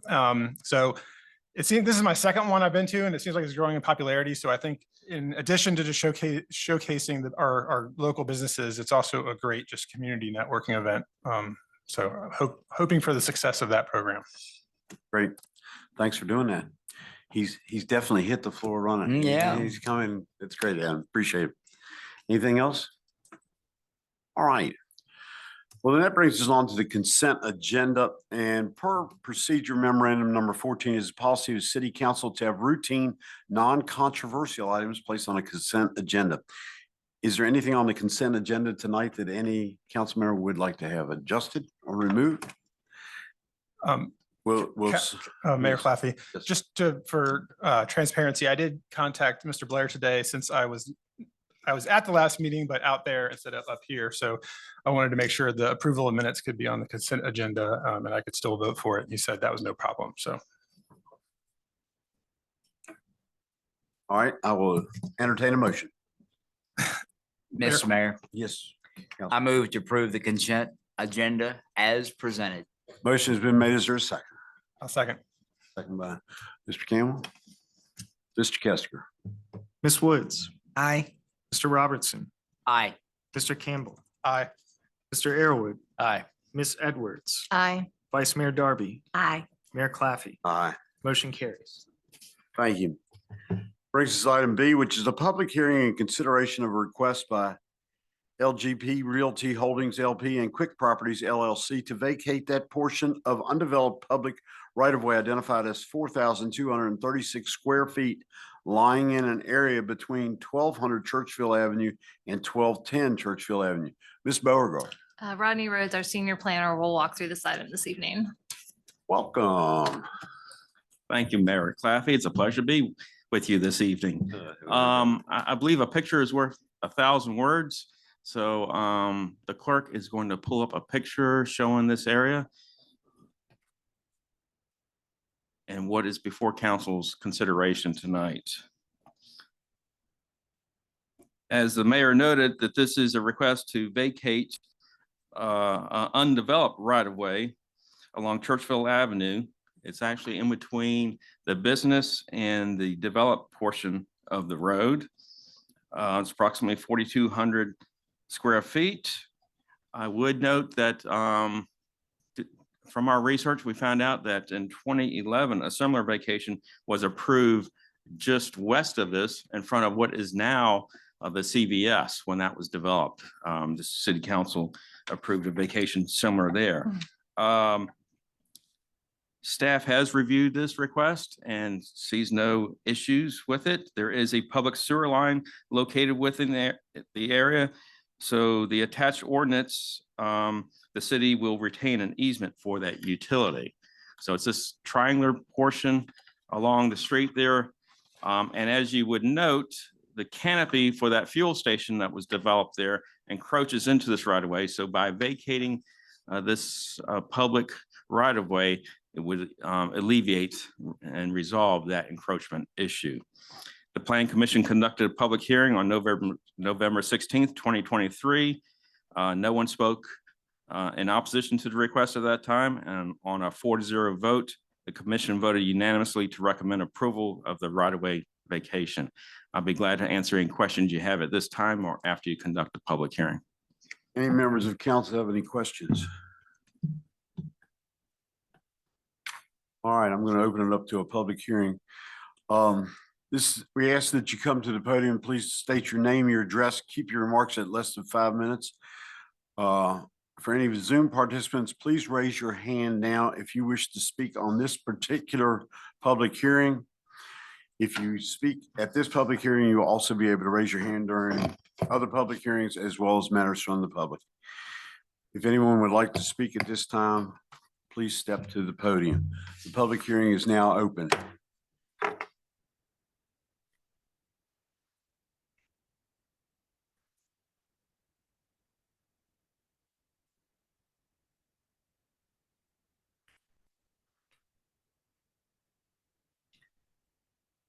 Welcome. Sure. Yes. Yes, yes.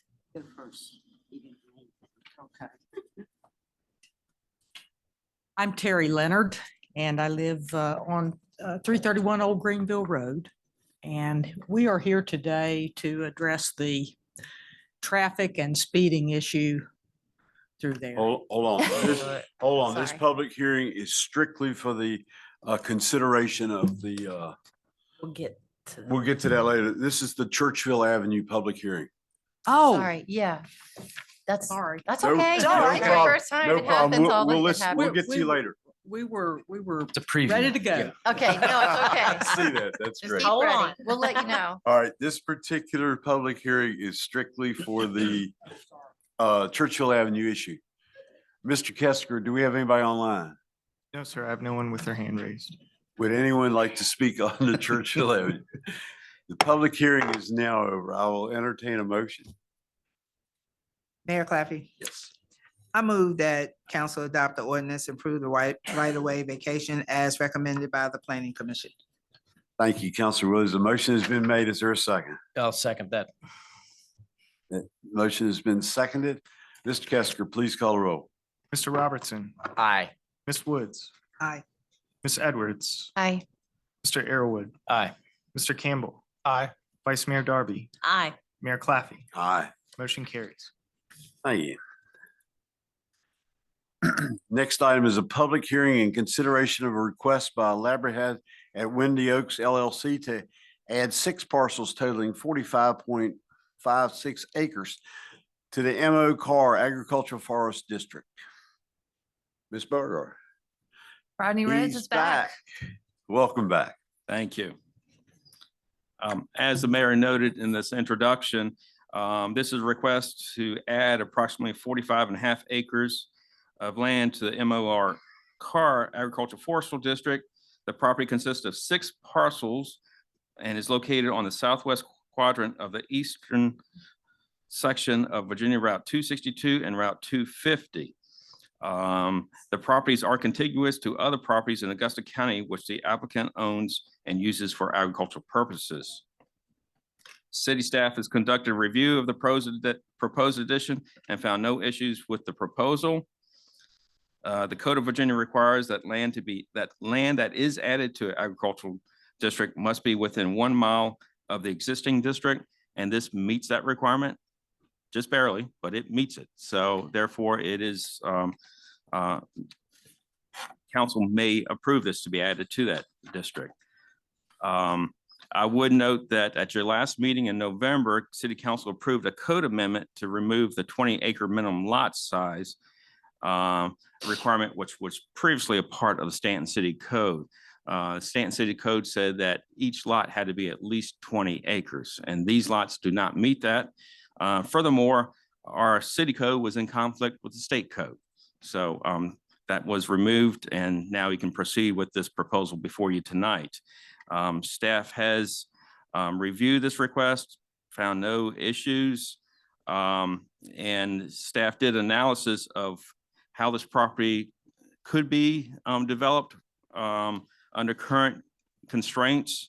And I would note that it would be quite difficult. And the staff analysis goes through quite a few items which hinder the development of this in its current zoning. I would just note that as far as water and sewer, the nearest water is about a 1/4 mile from this location, and sewer is about 850 feet from this location. So it would be rather costly to extend those utilities to develop this for some other purpose. Furthermore, as far as street frontage, due to this location being right there on 260 and the extension from 250 to 262, it has very little road frontage where you could put an access into the property to develop it.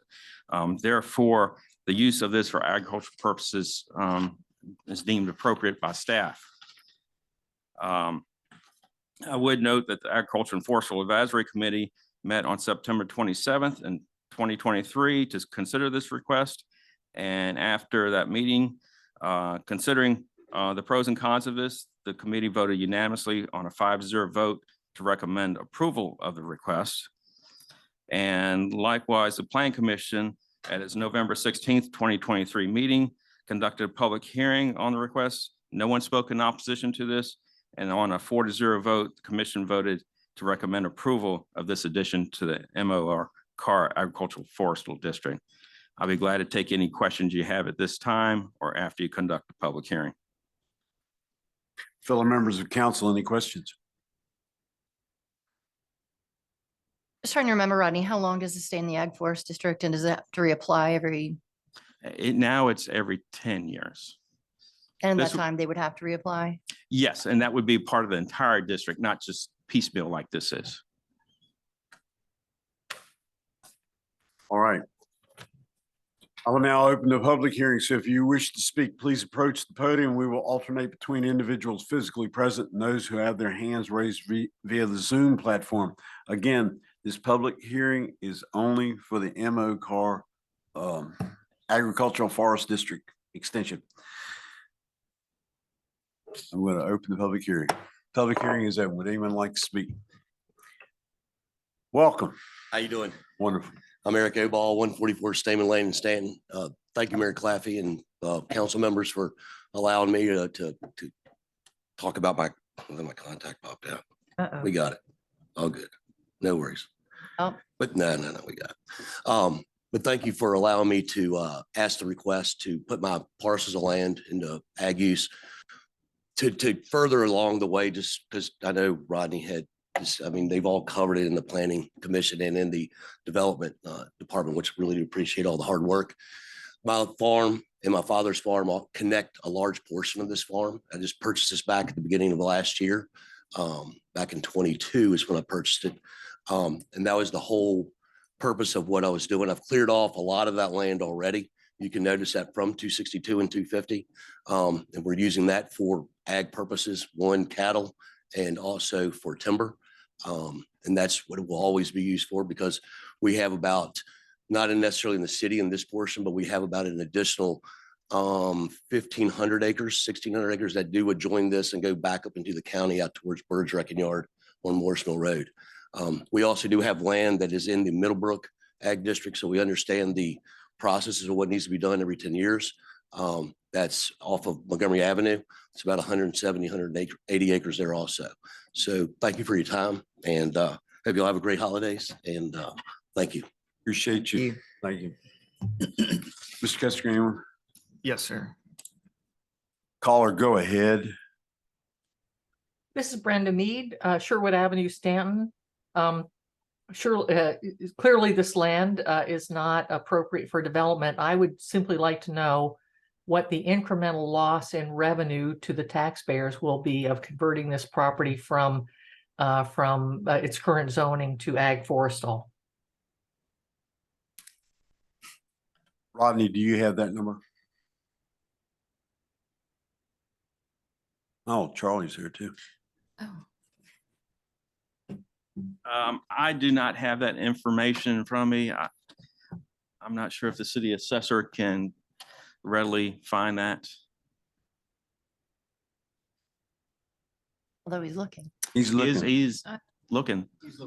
It's in the packet. Wait a minute. No, I don't have it. But this is a public hearing, right? I don't think we Calculated answered. it. I don't have it on me.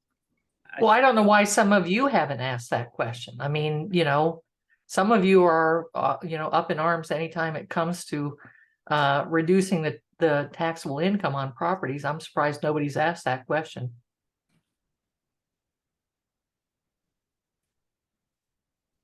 I could hazard a guess, but I don't want to just spit something out and have it wrong.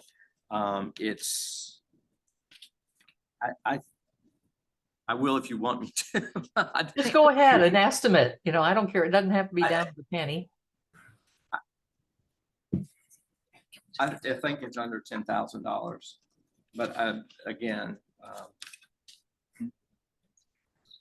it's been calculated, but I don't have it on me. All right. Thank you. Ms. Meady, any other comments? No, I would just like somebody to follow up with me and get an answer to the question. We can do that tomorrow. Yes. Thank you. All right. No problem. Anyone else like to speak on this? I'll entertain a motion. Oh, the public hearing is now over. I'll entertain a motion. Mr. Mayor, Councilor Robertson. I move the council adopt the ordinance and approve the addition to the MOCAR Agricultural Forestal District as recommended by the Planning Commission. Motion has been made. Is there a second? I'll second. Councilor Woods is second. Mr. Kester, please call the roll. Ms. Edwards, Aye. Mr. Robertson, Aye. Mr. Campbell, Aye. Mr. Arrowood. Aye. Ms. Woods, Aye. Vice Mayor Darby, Aye. Mayor Claffey. Aye. Motion carries. Thank you. And that brings us to a public hearing and consideration of a request by the city of Staunton to amend the city of Staunton, Virginia Comprehensive Plan 2018 to 2040 to include changes that are necessary to reflect the recently completed Uniontown Neighborhood Action Plan. Ms. Berger. I'm looking at Rodney Rhodes again. Mr. Rhodes, welcome back. Thank you. Excuse me. In 2022, City Council appropriated funding from the American Rescue Plan Act to pay the costs associated with creating a neighborhood action plan for the community of Uniontown. The city acquired the services of EPR, a consultant, to work with the city and also with a steering committee to create this plan. The planning process included 6 steering committee meetings and a community survey. Also, additional information on the community's past and vision for the future was received at a Building Bridges event honoring Uniontown's past. At the conclusion of the creation of this plan, the plan was presented to the Planning Commission on August 17th, 2023, and City Council on August 24th, 2023. And upon receiving the presentation, City Council directed the Planning Commission to conduct a public hearing on the Uniontown Neighborhood Action Plan to be included as an addendum to the comprehensive plan. So that is why we are here tonight. Plan Commission conducted that public hearing last month. I would also note that in addition to adding this as an addendum to the comprehensive plan, staff also prepared an update to the future land use map that shows the proposed changes that are recommended in the plan that came out of this planning process and from the steering committee, and also incorporated various objectives into Chapter 1 of the goals and objectives to address the action items noted in the Uniontown Neighborhood Action Plan. And back in August, you had a very thorough presentation from the consultant, Mr. Will Cockrell. I will not repeat that tonight. I would note that this plan has, I guess, 4 overall goals, and they are reinvestment, sense of community, preservation, and really reestablish connections. And associated with those 4 goals are 18 action items. This is one of the action items, is to adopt these changes to the comprehensive plan. Different tax amounts. And this, as far as the changes to future land use map, this shows the areas that would be developed for residential use at some point to be designated for low density residential planned development. And I'd also like to go over the proposed objectives and the comprehensive plan. I would note that when the consultant worked on this and he reviewed the comprehensive plan, he noted that Uniontown was mentioned once in the entirety of the comprehensive plan. I'm proposing that we mention it quite a few times and also include the addendum to the comprehensive plan. But under community character, one of the current objectives is to support preservation efforts of Staunton's historic African-American communities and identify properties of historical and architectural significance. Staff is recommending that we add to that, support the preservation goals for Uniontown as noted in the Uniontown Neighborhood Action Plan. And under neighborhoods and housing, a new objective would be to encourage the construction of quality, affordable homes on existing lots in Uniontown that are comparable in size and scale to what existed previously. And under number 3, we currently have an objective to improve flexibility in older neighborhoods and redevelopment areas by examining lot size, setback, and parking requirements.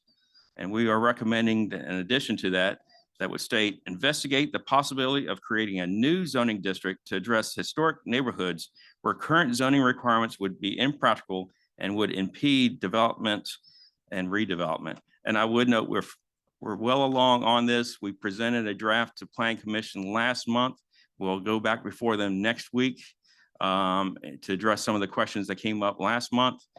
I am hopeful that they will conduct a public hearing on this maybe in January, and it could be before City Council in February.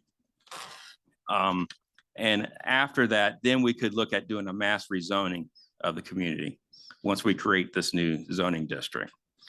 And that is also one of the 18 action items. And last but not least, what we heard more so than anything else, under utilities and infrastructure, we're proposing to add an objective to seek funding to extend water and sewer infrastructure into Uniontown, and also to improve the internal roadway network conditions in Uniontown. And as I noted, Plan Commission conducted a public hearing on this at their meeting in November. No one spoke in opposition to the request, and on a 4-0 vote, the commission voted to recommend approval of adopting this and including these changes into the comprehensive plan. I'd be glad to take any questions you have at this time or after you conduct the public hearing. Questions from councilman? Thank you, Rodney. No one at all? We've talked about this a lot. Yes, we have. Yeah. All right. She Lot of told work me I been couldn't done. ask anything. That's right. I'm now going to open the public hearing. If you wish to speak, please approach the podium. We will alternate between individuals physically present and those who have their hands raised on the Zoom platform. Again, this public hearing is for the Uniontown Neighborhood Action Plan only. If you wish to speak on any topic. Public hearing is now open. Would anyone like to speak on the Uniontown Neighborhood Action Plan?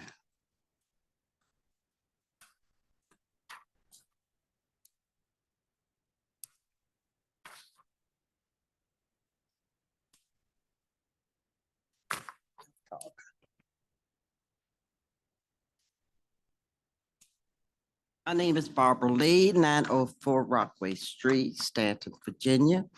And I'm going to speak on behalf of the Uniontown Committee, Building Bridges.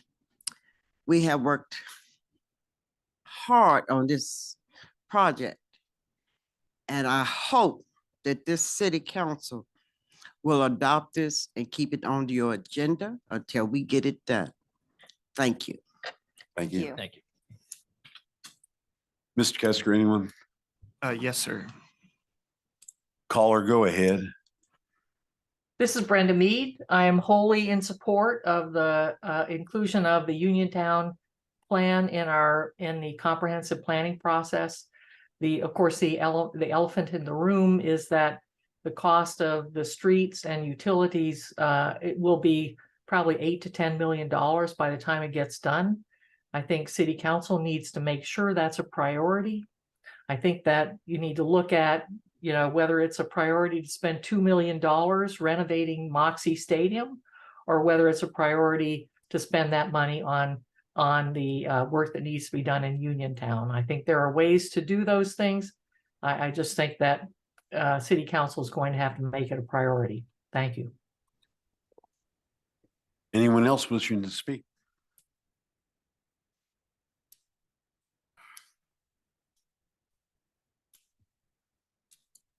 All right, the public hearing is over. Gladly entertain a motion. Mayor Claffey, I move that council adopt a resolution and approve the amendments to the comprehensive plan as recommended by the Planning Commission. Motion has been made. Is there a second? I'll second. Councilor Robertson is second. Mr. Kesker, please call the roll. Mr. Campbell. Aye. Ms. Woods. Aye. Mr. Robertson. Aye. Ms. Edwards. Aye. Mr. Arrowood. Aye. Vice Mayor Darby. Aye. Mayor Claffey. Aye. Motion carries.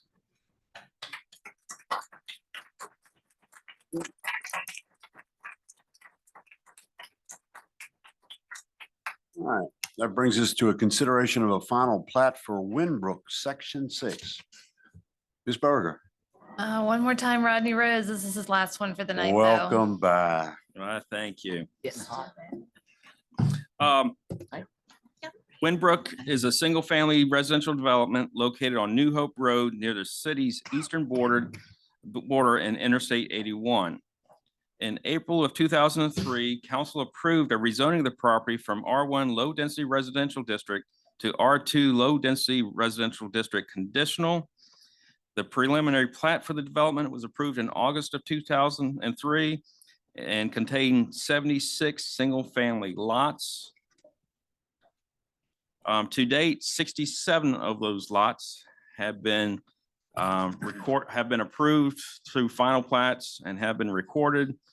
The proposed Section 6 contains the final 9 lots of the development and includes an extension of Wexford Street. The developer has submitted a bond for $200,000 to cover the cost of the public infrastructure improvements. And the City of Staunton comprehensive plan designates this area as low-density residential, and this development is consistent with that designation. And the final plat is in general conformance with approved preliminary plat from 2003, the profit conditions, and all requirements of the zoning and subdivision ordinance that were in place when the preliminary plat was approved in 2003. At the Planning Commission's November 16th, 2023 meeting, after considering the request on a 3-0 vote, the commission voted to recommend approval. I'll be glad to answer any questions you have this time. This is not a public hearing. Questions from council?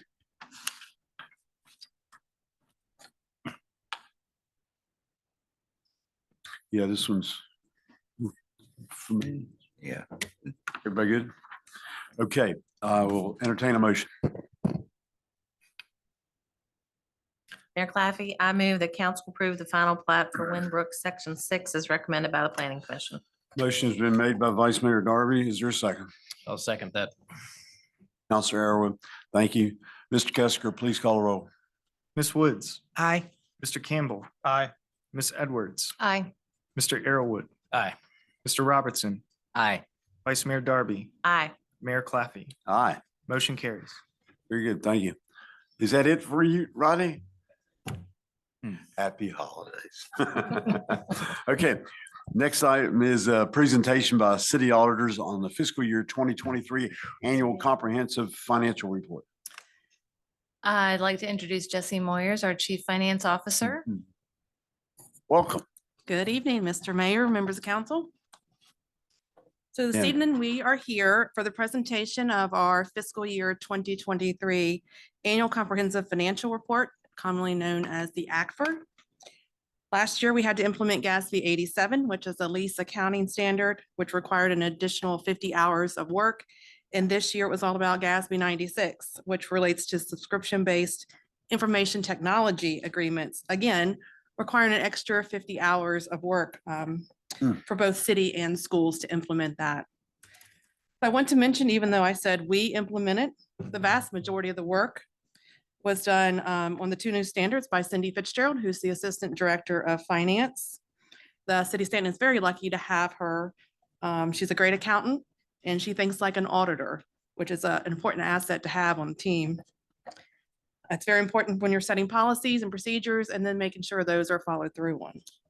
So thanks to Cindy, the city of Staunton has once again received the Government Finance Officer Association's Certificate of Achievement for Excellence in Financial Reporting for the fiscal year 22's ACFR.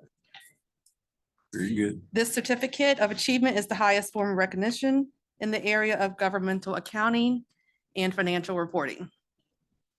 So thank you, Cindy, for everything that you do and the extra hours that you put in for the fiscal year and audit and the preparation of the ACFR. I'm also very thankful for our external auditors, Brown Edwards and Company, in particular Megan Argenbright and Kristen Holland. We are lucky to have such wonderful resources and partners. They're always very responsive and knowledgeable. Kristen Holland is here with us this evening. Thank you, Kristen, for everything you do.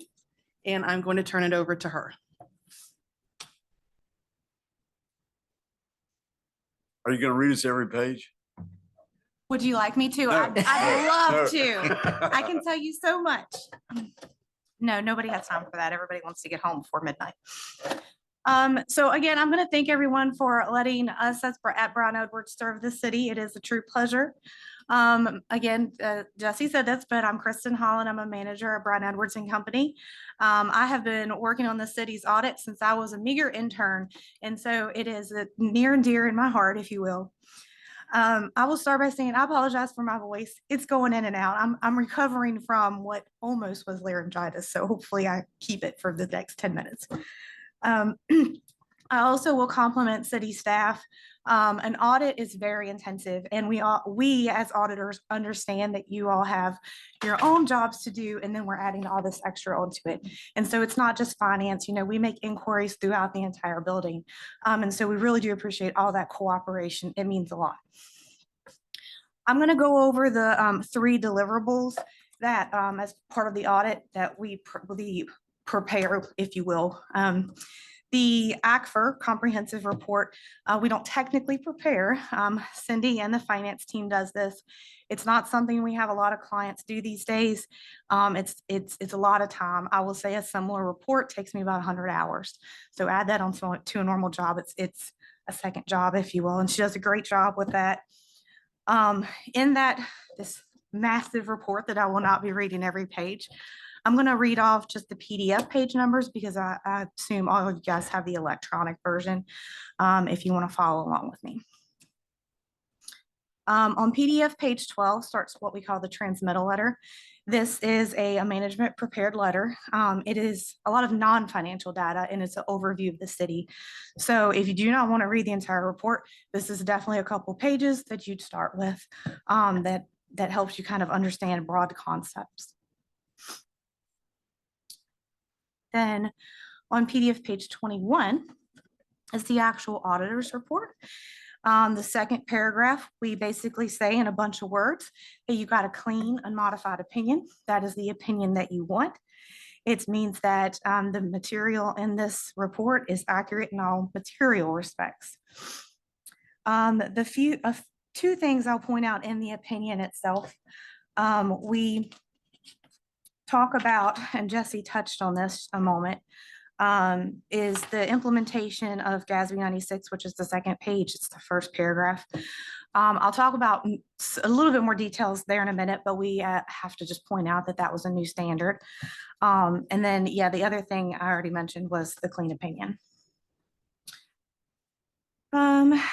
And then I'll move on to what is called the MD&A or Management Discussion Analysis. This is also prepared by management. However, this is financial data. This is the only part of this entire report that's what's called comparative. So it shows you FY23 and FY22 information and provides some insight on why there may have been some changes, variances, that type of thing. Again, this is the part of the report that if you don't want to read the whole thing, it's a good part to just touch on.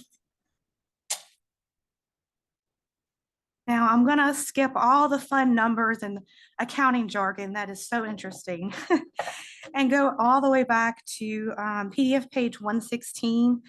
This is the note disclosure talking about those, what we call SPIDAs, subscription-based information technology arrangements. It's just a big mouthful for saying agreements, actually signed contract agreements related to IT. There's a significant amount of time that goes into this, just like Jesse mentioned, both auditor side and all of our client side. All that to say, all it added was these 2 little paragraphs. It ultimately did not have a huge impact. And so all at the end of the day, just because you see 2 paragraphs, just want to point out that was a lot of hard work to go in to analyze some of these contracts. So now the last part of the report itself that I would like to just touch on is the compliance section. The first letter is PDF page 202. This is what's called the Government Auditing Standards letter. It's essentially a report on internal control.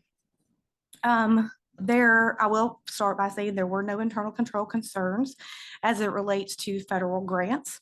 There were 2 state level comments that if you choose to look at those are back on PDF page 209, but nothing concerning there to be worried about. The next opinion, if you will, is on PDF page 204. And this is the uniform guidance opinion, which means this is where we report on how you use federal grants. We do not test all of your federal grants. You have many. There's a complicated process behind which grants we pick, but the ones that we chose, again, clean opinion, No issues, no audit findings or anything on that front. Now, pause just a minute. Does anybody have any questions about that?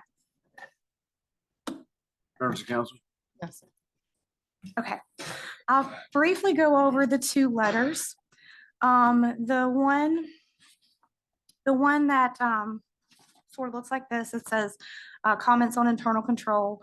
I won't go into specifics. You all are welcome to look over it. If you have any concerns or questions, certainly reach out to us. But again, this is just our way of gaining an understanding of the city's control processes. And of any of the things that we found, they're not considered severe. They're suggestions mostly. So again, read those, let us know if you have any questions, but nothing that is super concerning. And then the last letter that I'll go over is the governance letter. This is required communication. As auditors, we have to require certain information to you all. It starts with sort of like a boilerplate type of language, but of course it's customized based on what's going on at the city.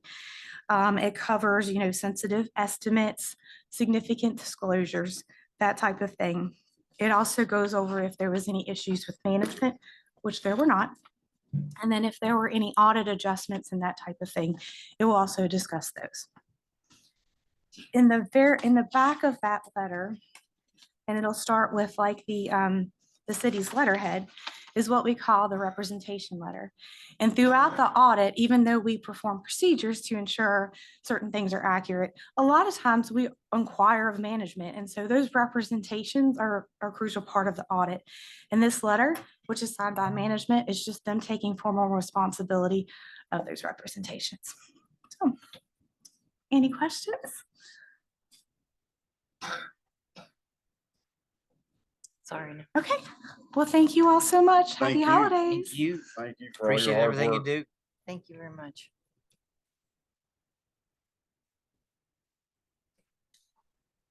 Any closing comments from Jesse? I believe you need a motion to accept the ACFR. Yeah. All right. That'll be it. So I just wanted to know if Jesse had no closing comments. All right. I'll make a motion, if you'd like. I move the city council accept the fiscal year 2023 annual comprehensive financial report as presented. Motion has been made by Counselor Arrowood. Is there a second? I'll second. Second by Counselor Robertson. Mr. Kester, please call the roll. Ms. Edwards, Aye. Mr. Robertson, Aye. Ms. Woods, Aye. Mr. Airwood, Aye. Mr. Campbell, Aye. Vice Mayor Darby, Aye. Mayor Claffey. Aye. Motion carries. Excellent. And thank you for another good audit, Jesse. All right. Next one is an update on the municipal separate storm sewer system permit, Chesapeake Bay total maximum daily load action plan and stormwater utility fee. Ms. Beauregard. Thank you. I'll do a quick introduction and then I'll introduce the folks that are actually going to go through this item tonight. So if you recall, over the past year, this is the third time we've been to City Council regarding the stormwater system and the fee. We first came to you in September of 22 and then earlier this year in February. And at those work sessions, we gave you a status of the MS4 TMDL programs. Following the work session in February, one of the next steps identified was to perform a study on the city's stormwater fee enterprise and bring that back to council for discussion. That is what we're here this evening to do. That work has been completed by Wiley Wilson, and I'll introduce Pete Kessaker, who will kick us off, and then introduce Keith Thompson of Wiley Wilson, who will actually present the information this evening. Thank you, Mr. Mayor and Council, for giving us the opportunity to make this presentation. Welcome. Leslie pretty well covered the background of why we're here. And so as such, we commissioned Wiley Wilson to perform the study of our stormwater utility fee. Keith Thompson is here. He's with Wiley Wilson at their Lynchburg office. And Keith has been integral in our program since 2013 when they were first implemented.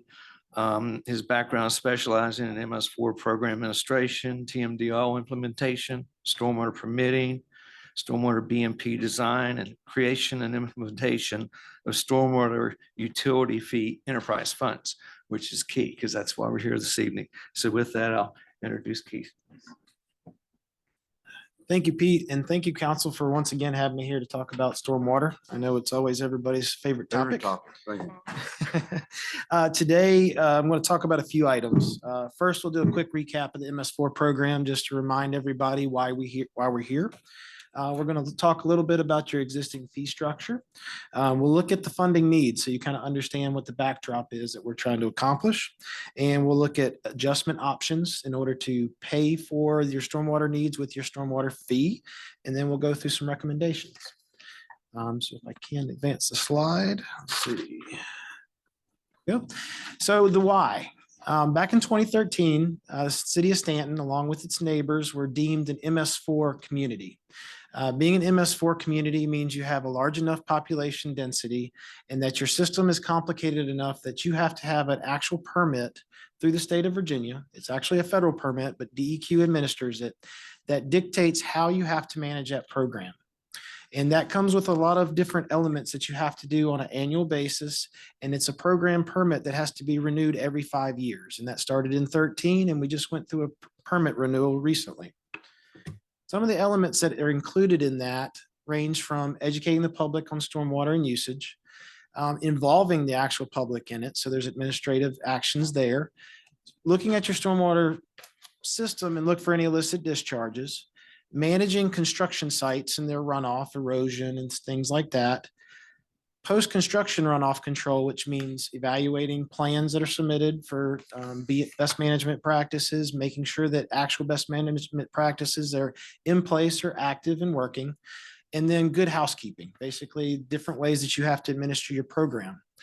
One of the largest factors that came into that permit is Chesapeake Bay total maximum daily load.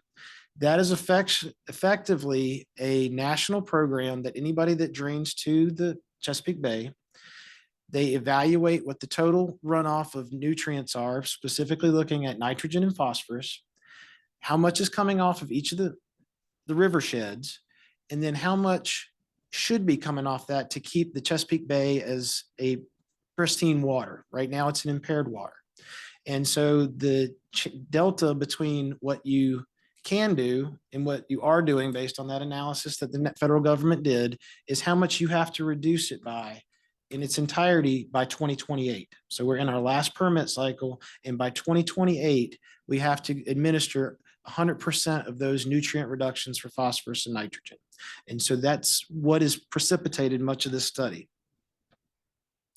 So our study had a couple goals. First, we wanted to look at your existing structure and look at it in two ways. One, to make sure it's equitable. Equitable meaning the people that impact stormwater the most are paying the most. And then the other thing we wanted to look at is your crediting approach and to make sure that it's justifiable and it's providing the right amount of revenue, but also giving people the opportunity to reduce their fees.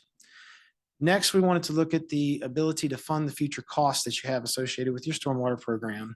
And finally, we wanted to look at modification options to make sure that you're paying for your stormwater needs out of your stormwater fund as opposed to having to supplement that with the general fund. So to go over your current structure, just to remind everybody, you have an 18-tier system.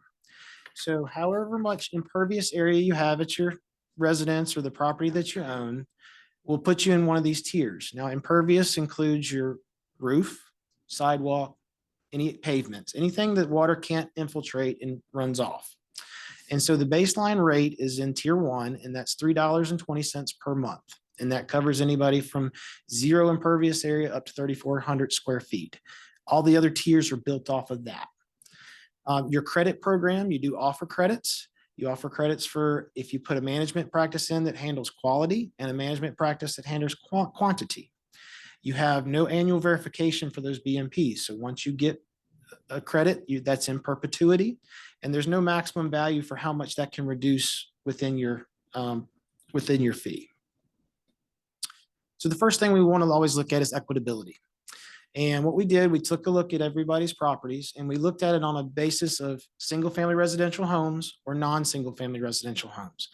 Non-single family residential would include the high density residential. It would also include commercial, industrial, anything that's not a single family residence. You'll see in the gold color that 39% of your impervious area is residential, single family. Everything else falls into the non-single family residential, and it's about 61% of your impervious area. So more runoff comes off of those areas. So I do one thing, if you could go a couple slides back, one more.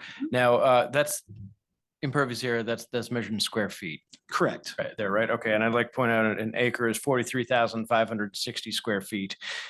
And so most houses downtown are gonna be a third of an acre, something like that, maybe less. So, you know, just to give everyone an idea of how much we're paying, because I mean, that scale goes up pretty high, and that would hit a very small portion of commercial landowners. So correct. The sorry, just highest tier is going to be something like a large corporate center with lots, a box store with lots of pavement for parking and that kind of thing. yeah, most of us are in the less than $20 range.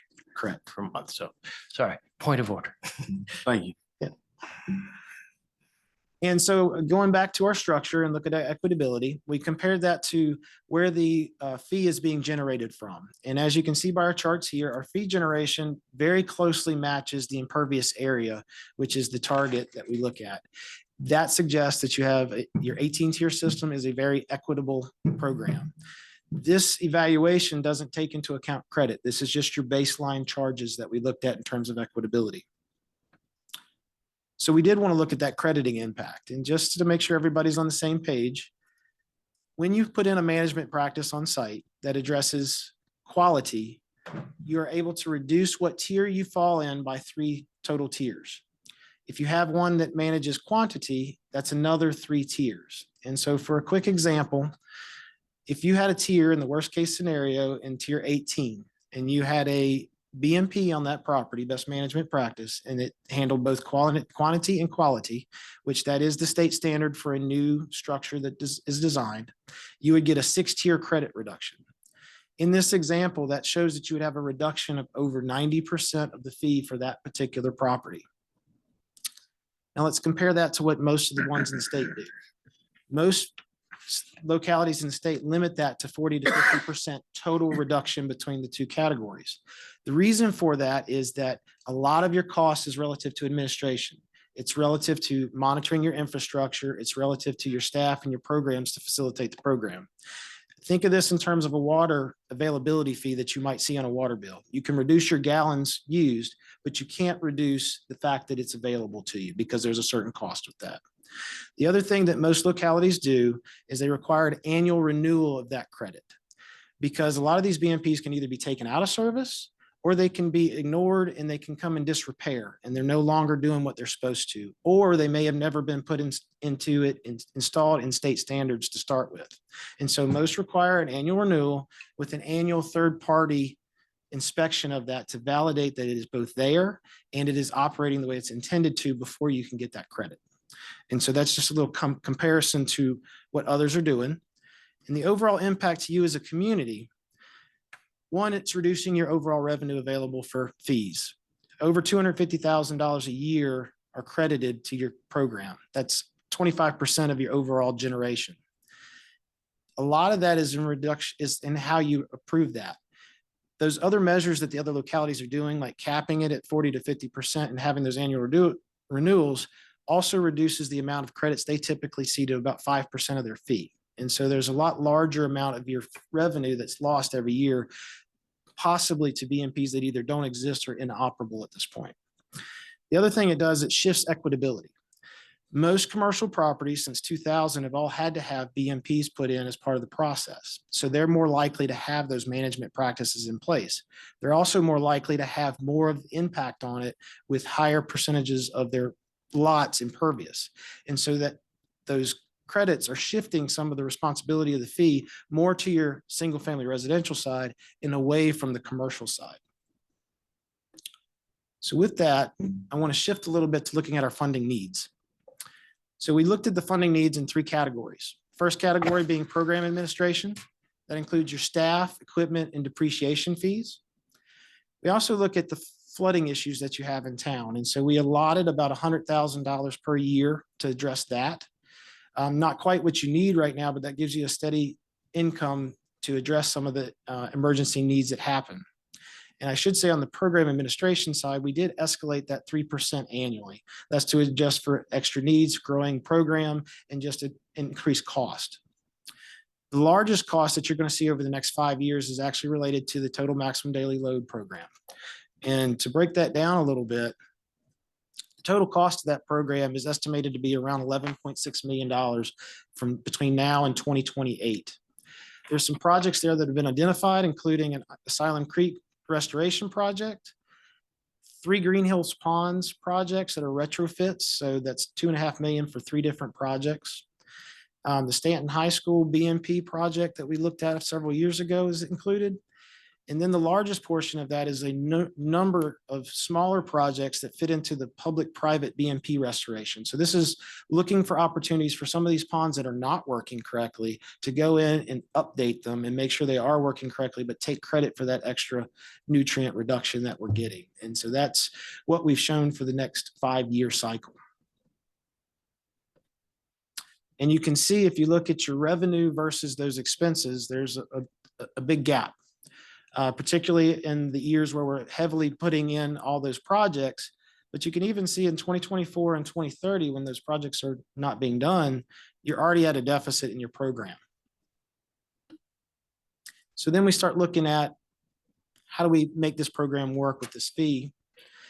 And one of the first option we looked at is, okay, what if we do nothing but just change the fee rate? And so to do that, this chart is showing you cash flow. So we have to accumulate a certain amount of cash flow ahead of these projects so that we can pay them without going negative. And so that's what this is showing. And in order to not go negative, but pay for all the TMDL projects, you would need to increase from that $3.20 base rate up to $10.56 per month. Pretty steep jump with that one. The second option we wanted to look at was, what if we look at option 1, but we also modify the credit program? And when I say modify the credit program, we would suggest putting a cap on it at 50%, similar to what other localities are doing, and also implementing an annual renewal and inspection process. We feel like that would most likely take you from the 25% revenue change that you're at down to more like 5%, like the rest of the communities we see in Virginia. Just by doing that alone, that reduces you down to an annual increase up to $8.04 a month on that base rate. The next thing we wanted to look at was, what if we take those first 2 scenarios and instead of paying outright the full TMDL process, what if we look at financing? The state of Virginia has a revolving loan fund, which is low rate 20-year loans that you can do water quality projects with. And so this would allow us to not have the high peaks in the early years, but to stretch out the cost of TMDL over 20 years. So we looked at financing the $11.6 million over 20 years. With that and no other changes, for scenario 3, this doesn't include crediting. This is leaving the crediting as it is. You would look at increasing up to $7.66 per month for that baseline fee. And option 4 looks at doing the same thing, but again, folding in the credit adjustments, which would bring you down to an increase of $5.91 per month. And again, that's with financing the TMDL projects at about $11.6 million. So with that, our recommendations are, the first one is the crediting program. We feel like the crediting program you have currently actually increases your administrative costs because they have to do more enforcement actions as they go out, because they are responsible as part of this program to inspect the ponds. It's allowing for more credits to potentially BMPs that are ineffective. And so we recommend putting a cap on it to protect the administrative cost side of your program, but also to add the annual renewal that would include third-party inspections by the private side. Those third-party inspections and that would ensure that these BMPs are maintained year over year, so that when your staff under their permit goes out and inspects them, that there's less enforcement actions and less follow-up that they have to do. So it actually would reduce your administrative cost in that phase. The other thing we recommend to do, and this is to protect your general fund from having to make up these payments, is to increase your fee. Scenario 2 we reduce the credits plus increase the fee by paying everything outright and not using any financing. That would be $8.04 per month. Scenario 4 incorporates the financing and would increase it up to $5.91 per month. The other thing you can do is find an optimum level of increase that you would like to pursue. And with that, you would make up the delta either through the general fund or preferably through the revolving loan fund so that you can keep all the costs related to your stormwater program and your stormwater fee. The last recommendation that I have is that you review this fee more regularly and tie that directly to your permit. Your permit renews every 5 years. Every time that permit renews, there's new requirements and there's new laws. And so that's a great time to stop, look at your fee, compare it to the new laws and the new things that you're going to need to do, and make sure that the two are going hand in hand and you can pay for one with the other. And finally, I've got this chart here that shows the various stormwater fees across the state. The vertical bar in red is your current fee here in Staunton. The other 4 bars are Waynesboro, Harrisonburg, Charlottesville, and Warrenton. They're some of the closer ones to your region. And the horizontal bars is where scenario 4 and scenario 2 would place you within the larger group. So yes, sir. Scenario 6, what is that? It's down monthly rate 378. Am I missing something or what? From the report, you mean? Yeah. Yeah, so what we were asked to do with that last scenario was to evaluate what if we didn't really do anything. Yeah, okay. And so basically scenario 6 in your report does not actually cover the cost. And so anything above and beyond your ability to pay with your current program would need to be covered by general fund or even through revolving loan fund, but then paying that through your general fund as well. That would be what I asked back last year and just said, dude, what if we just tell the state to go take a hike? Well, that would still be doing the projects. Yeah. Yes. What was the last time Staunton raised its rate? Pete, was that 2010? I believe it was 2010. Yes. 13 years without a raise. It went from like 280 to 320, if I remember correctly. It wasn't much. And you're recommending that we review it every 5 years whenever Yes, sir. have to renew. Yes, because every time this permit gets renewed, it's a large process in the state and it starts to encumber more and more things. And so each year this permit has added new requirements to you. So each 5 years, your program is going to grow in some fashion. And so you want to make sure that your fee can still sustain it. And particularly over this next cycle, if you do choose to increase it this time, you'll not only want to look at it next time for new changes in your program required by the new permit, but you also want to look at the impacts of finishing this permit cycle with this TMDL. Because once you are no longer required to the TMDL, there might be some savings there that you could make an adjustment with. Approximately how many private stormwater management BMP facilities are there in the city? Pete, do you know that? I do not have that number off the top of my head. Is the $7 million for the funding needs for restoration of those facilities, is that based on an assessment of any of them to date or just an approximation? It's an approximation. Yes, that is an approximation. The studies that we've done to date to find projects have mostly been focused on publicly owned lands, similar to the Gypsy Hill Park. There has been the Cole Avenue stream restorations on private land. But we do the next phase and study to find these projects is to look for those opportunities with the local BMPs, because we think that the best thing about those is there'll be lower cost because the infrastructure is already there. And it's a matter of uplifting that infrastructure that's not working.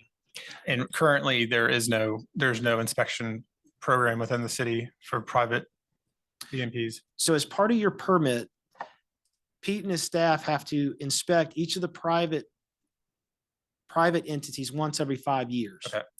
There is no requirement on many of those to self-inspect or to self-provide that. Most localities that have a fee, though, do require that as part of the crediting process, which that's where if you have a BMP right now that's ignored for 5 years and Pete's team finds it on that cycle and it's in disrepair, they have to write a letter. They have to tell them exactly what needs to do and create an enforcement chain. Once they send that letter, it has a certain time frame at which the owner has to fix it. Then they have to go back out and check it. Most of the time after that first one, it hasn't been fixed, then they have to go through that again, but this time they have to step it up. And the state has to see that you as a locality are having a stepped enforcement program until it gets to the point where if it's not done, you do it yourself. So there's lots of cost and lots of administrative actions that have to happen. And that's where requiring those inspections is helpful to your program. Because one, we know the BMPs are in place and are functioning. And two, when it comes time for your staff to inspect them, they're more likely to be in good repair and not require that enforcement action. And I can testify that in the days that I was running a retail place, which was a huge parking lot and a huge flat roof that ran off into a retention pond behind, my retention pond overgrew. And when I finally got it inspected, there was a significant charge that I had to incur in order to get it back up to code. And it's so smart to do it that way, because if you have routine inspections, you're going to get, the process is going to work. Well, and it helps your property owners and the managers of the property, because they have to look at it annually and keep it up. Because a lot of the people, the business owner might not understand what that is. It was just part of the construction process. Right. But this helps to put a focus on that. Right now, we're currently required to inspect 50 Can you get to the systems. microphone? Sorry. We're required to inspect 50 sites per year right now. And with those inspections, when we send out the report, a majority, I would say, particularly the older structures and BMPs, do not have a maintenance agreement. So we send out a maintenance agreement and do our best for those owners to comply and get a maintenance agreement which states that they will maintain these systems. Is Willow here? Willow, do you have any idea how many, his question relative to how many private BMPs we do have in the city? Willow Hughes is our inspector and our environmental program specialist who does most of the groundwork for me out there. I inspected about 50 last year and we have 80 due this year. And so every 5 years within that, we probably are over a couple hundred private. Are most of them out of compliance? Most of them have at least some issue that needs to be corrected, yes. I'm curious about the 6-tier reduction that we do. Was that ever a standard? Where did we get that? And how many properties benefit from that locally? Do you have any idea? Well, I don't know how many properties benefit from it, but I know that when you were actually one of the first implementers of a stormwater utility fee, and especially outside of the coast, you were basically the first. And so I think part of that generation of it was, one, it was new to the state at the time. And two, you had to come up with something that was set for your stormwater program at the time. At the time, you did not have a permit. At the time, this Chesapeake Bay to TMDL didn't happen. So I think it made a lot of sense to make it very generous at that time, so that you were friendly to businesses, because that's who most often does it. But also made it a little easier to implement, given that you were the first implementers west of Richmond really to do that. Most of the others were all on the coast that were dealing with coastal flooding and that kind of thing, whereas you had much different reasons for doing it. Since then, your stormwater program has changed tremendously. The biggest reason for that is that new permit requirement.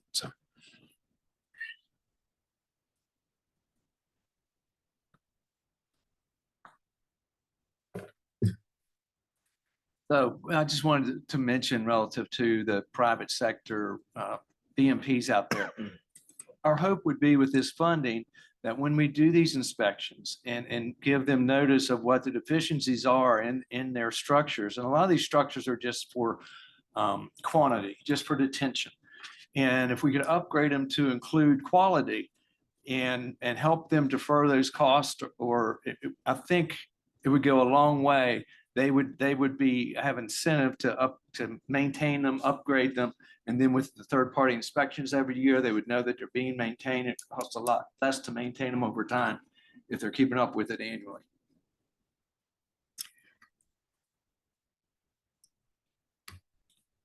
When, Ms. Bogart, when will we need to have a motion and revisit this? We will come back to this when we do the budget process for FY '25. So we wanted you to have this in front of you early to think about things as we're developing the final budget. This will come back before you in some way, shape, or form as part of that package of recommendations. Well, thank you, gentlemen, for Yeah, for a and wonderful lady. presentation every time you come, Pete. Oh my get God. Oh, yeah. No, it's- So, but it needs to be addressed, and I thank you for all your time. Thank you all. Yeah, Thank you for your Thank you. inspections. Keep watching after those people. I know how it goes. That's it. You were one of them. That was one of them. All right. Thank you very much. I appreciate the update. Item H is a discussion of fiscal year 2023 end of year general fund financial overview and fund analysis. And I already see Jesse Moyers is Jesse coming up Moyers to the coming. podium. Welcome back. Thank you. So fiscal '23 has officially ended. Here we are 6 months later. The total carryover is 8,104,873. Can you advance to the next slide?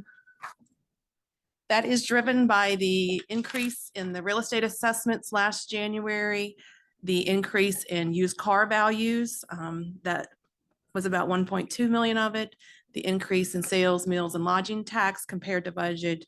And then on the expense side, our biggest savings was in open positions. Because of the labor market, it was hard to keep those positions filled. And so that equated to a savings of about $1.3 million spread across the general fund, with a big portion of that in streets. PD had some savings, parks had some too. So attachment 2 for this agenda item in your packet goes through the numbers in detail for FY '23. There are 2 expense schedules. The first one shows actual expenditures compared to budget summarized by the expense classification. And the second shows the same expenses summarized by department, sorted with the most favorable to the least. There is also a revenue schedule that lists revenues by line item. I've highlighted the most favorable in green and the least favorable in red. Most of the unfavorable revenue lines relate to social services and will have offsetting favorable expenditures that offset those. In the essence of time, I'm not going to go through those 3 schedules line by line. It's a lot of information, and we did cover a lot of it when I went through the estimates in September, and not a lot of those numbers change from that time. So, but if you are reading through that and you have questions, you can reach out to me at any time, and I can get you details on any of those numbers. So the PowerPoint that I'm going to walk through are my recommendations on where I see the most need for the use of the carryover. It will look familiar to you with the exception of I'm going to change the timing of my recommendation. When I took over as interim CFO, one of my first projects was Gardner Springs, which we had estimates and we put it out to bid. It came in much higher, so I'm forever traumatized. And so we are now in the middle of a large project, which is the courthouse, but it doesn't go out to bid until January. And I want to caution us to save some of this carryover until we know how those bids are going to come in. So the first recommendation is that we fund our CIP. You can advance or thanks. But I've separated into 2 parts. The first part is $765,000, and those are for 6 particular named projects. And they are $90,000 for the additional amount for the Gypsy Hill Park bathrooms, which will hopefully go out to bid soon. $160,000 to install lights at Montgomery Hall Park practice field. $65,000 to do the library study. $200,000 to replace the core network router. $150,000 for the Nutanix hardware replacement, and $100,000 for Montgomery Hall Park fiber extension. This will continue work that started in 2016 when the fiber was put at the pools, and this will extend it throughout the park, allowing us to have Wi-Fi and security cameras throughout the park.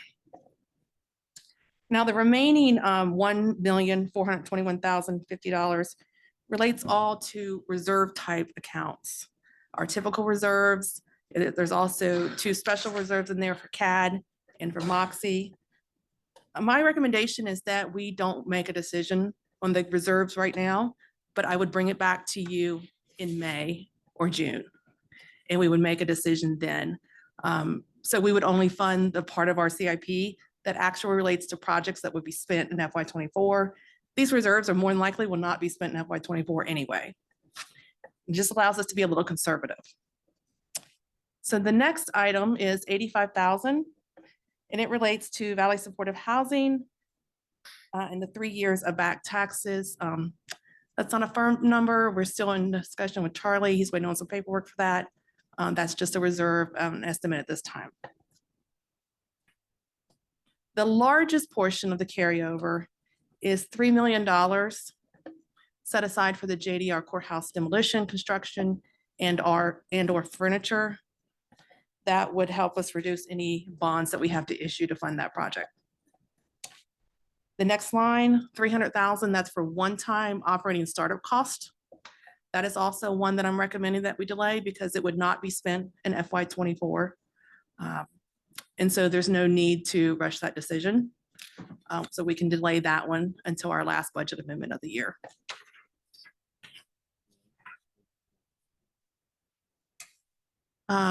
The next item, 100,000 for the comprehensive plan. This is an item that was in our FY '24 budget, but it remained unfunded at the end of that budget as a way to try to reduce costs. And we said that we would revisit it when we had carryover from FY '23, and this is revisiting it and putting it back on for consideration. So the landfill, we've had 2 expensive years for capital costs for our landfill. FY '24, which we are covering partially out of the landfill sinking fund balance, and then our portion that's left over out of our own environmental fund balance. But in FY '25 is another significant year because we're opening a new cell, that there's just no way to cover that cost out of our refuse fees. We would have to increase our refuse fees like 42%. It's just not feasible. And so this is a general fund transfer to help shore up that capital for the landfill. The good thing is in FY '26, the capital cost for the landfill returns to normal, something that's a little more manageable with our current fee structure.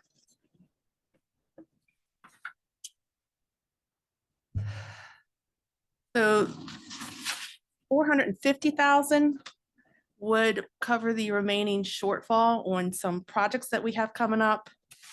There are 5 VDOT projects and 1 HUD funding for the West Beverly sidewalk. The estimates have come in higher, and there's also some federal requirements that are now being required with the VDOT projects for ADA crossing and our pedestrian crossings that are driving that. So the total shortage is a little under $1 million. We have already identified funding that we had set aside last year, and we also have funding in our CIP in the 2% urban construction line that we can use, but the shortage remains at 450,000. And that would allow us to complete all 6 projects that you see up there. And one of the last recommendations, it would take us 350,000 for our general fund to increase our safety net from 16.5% to 17%. Back in May of '22, we set a goal for ourselves of 18% by FY '27, and this would allow us to get closer to our goal. It does not require an appropriation, but it would require you to amend the fund balance policy sometime before June 30th. And this is one I'm also recommending that we make a decision in May or June timeframe on that. And then that leaves a little under 400,000. So the items that would that I recommend tonight would appear on the January budget amendment. And then the ones that I identified to not make a decision right now, but revisit it in May, total about $2.5 million. That's the reserves of the CIP, the safety net increase, the amount that we're leaving undesignated, the 300,000 for the one-time operating for JDR. And I believe that is it. So I know that was a lot of information, so we can go over some questions that you have.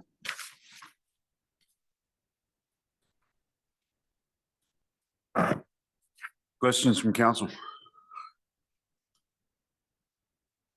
I have none. Nothing right now, maybe in the future. January. Yeah, I mean, it's good to have this information, Yeah. Jesse, ahead of time. And so we can incorporate it better when we start doing the budget process in January and be thinking of it as we go through it. So when I come back to you in January with the budget amendment, are you okay with not making a decision on Yes. all of the carryover and delaying some of it until May or June when I bring back the last budget amendment of the fiscal year? But the other projects that have been specified, let's proceed with. Okay. You fine with that? Yes. Everybody fine with that? Thank you for your recommendations. It gives us maximum flexibility to just. I like to be very fiscally Yeah. conservative, so it just allows us to have more information in hand before we commit the carryover. Good point. Thank you, Jesse. Yeah, we're waiting on a lot of information to come in, so thank you. Ms. Beauregard, is that fine with you? Absolutely, yes, Yep. sir. All right. Okay, that's all I had for this agenda item. Thank you very much. Thank you. Brings us to item I, a discussion and consideration of ordinance dissolving the Valley Alcohol Safety Action Program. Mr. Go. John Blair, City Attorney, is going to take us through this item this evening. Welcome.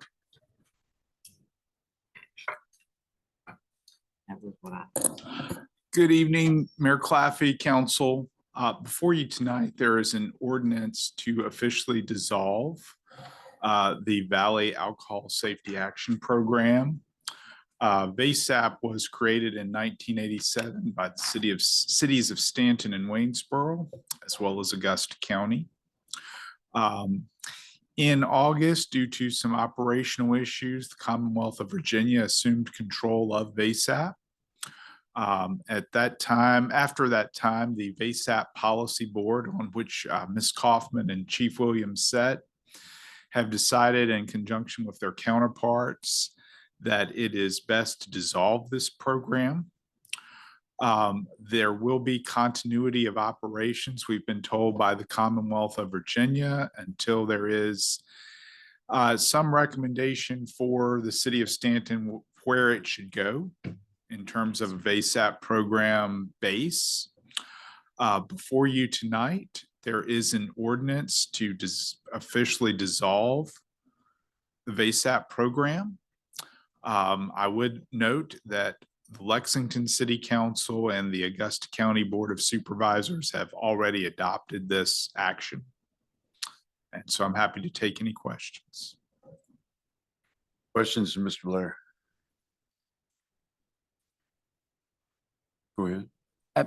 I just want to, just so that the rest of the community would understand that this is not like, basically the state is going to take over this, so that the program is not going away. That is our understanding. The Yeah. state will continue to administer it until they make their own operational decision about perhaps where to refer us to join for a base locality, a base set of localities, I should say.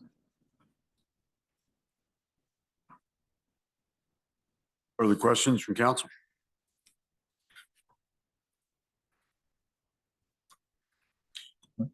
I'll entertain a motion. Mayor Clappy. Counselor Woods. I move that city council enact the ordinance dissolving the Valley Alcohol Safety Action Program as presented. Motion has been made. Is there a second? A second. Counselor Campbell has seconded. Mr. Kester, please call a roll. Ms. Woods, Aye. Mr. Robertson, Aye. Mr. Campbell, Aye. Mr. Arrowood, Aye. Ms. Edwards, Aye. Vice Mayor Darby, Aye. Mayor Claffey. Aye. Motion carries. Excellent. Thank you. That ends our regular portion of our meeting. Brings us to matters from the city manager. Yes, sir. I have a few items on this last meeting of the year. Tomorrow is the last day to complete the trash survey. So if you've not done so, please visit stanton.va.us/Stanton Trash Talk. That's all one word to take the survey if you've not done so already. Staff will start to analyze the responses and will return to City Council in early 2024 with an update on next steps and a timeline. There will be a workshop for property owners and residents of the West End on January 9th at 5:30 PM at the Central Shenandoah EMS Council on West Beverly Street. This workshop will discuss the needs and desires for the future of the West End. This will help inform a revitalization plan that is currently underway. If you visit our main website at stanton.va.us and scroll down to the newsroom, you can get more information there about the event and about the West End study in general. Also in the newsroom is the city's holiday schedule. This has been released and it's also on our Facebook page. Please note the trash and recycling schedules will change due to the holidays. There's information about Christmas tree pickup and closures of city facilities. So please visit our website or look for us on Facebook. Finally, in 2019 and 2021, the city of Staunton conducted citizen surveys. The one conducted in 2021 was more directed at uses of the American Rescue Plan Act funds, but it was a citizen survey nonetheless. And we want to announce that the next citizen survey will be kicking off at the beginning of the calendar year. We're working with Pulco again. They also conducted the 2021 survey for us, and this will be the National Community Survey. In mid-January, Pulco will mail surveys to a random sample of households. And for households that receive the survey, we highly encourage you to fill it out.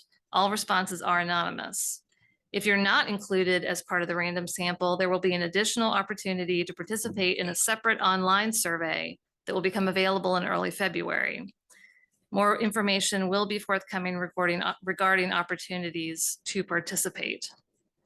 And that is all I have this evening. Thank you. All right, that brings us to matters from the public. As part of City Council's agenda is entitled Matters from the Public. It is time that council sets aside to hear from citizens and others about a wide variety of subjects. Please come to the podium, introduce yourself, and complete your remarks within 5 minutes. And I believe we have some ladies that want to talk to us. And thank you. Then thank you for being patient. You were fine. No problem at all. Glad to have you. All right. Thank you for having us tonight. My name is Terry Leonard, and I am a resident of 331 Old Greenville Road. And I'm August Sandy. I live at 330 Old Greenville Road, across the street from her. Okay. She's a good neighbor. And so we are here to address some of the safety concerns for the traffic out on Old Greenville Road, particularly between Greenville Avenue and the 262 bypass. So I sent an email to Mr. Kessiker, and he kindly forwarded that to Ms. Beauregard. And we understand that the police are going to be doing a survey of that segment of road that's in question there. So when I first moved there in 2000, there was hardly any traffic there. And I live right at the city limit sign. So the city limit sign is right in front of my driveway.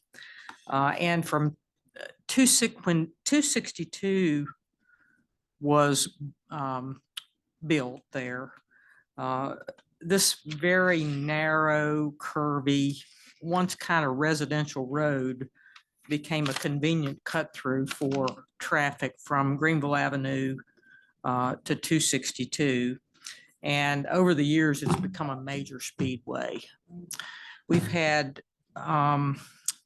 now have tractor and trailers, 18-wheelers that are on that road continually. I witnessed a tractor and trailer go by my house. I know they had to be, the truck had to be going 45 miles an hour or more on that little narrow road. And so the increase in traffic and just the general flow has caused a real issue with speeding. There have been a number of accidents on that road, some with injuries. You know, my concern and fear is that that someone's gonna get killed there. The road is way too narrow and curvy if you've ever been out that way. you know what I'm referring to. When I go to my mailbox, I feel like I have to wait till traffic all goes by because people are flying through there and you just, you know, kind of fear for your life. We have had probably 3 sets of mailboxes replaced, and some of our neighbors up the road have had mailboxes replaced because of the nature of the traffic, the speeding, the loss of control. I just recently had to replace my mailbox, and so did Danny and Olga. So speeding has become the norm rather than the exception. And I just, you know, I think if you would sit in my driveway, probably about 75% of the traffic going by would probably be ticketed if there was radar set up there.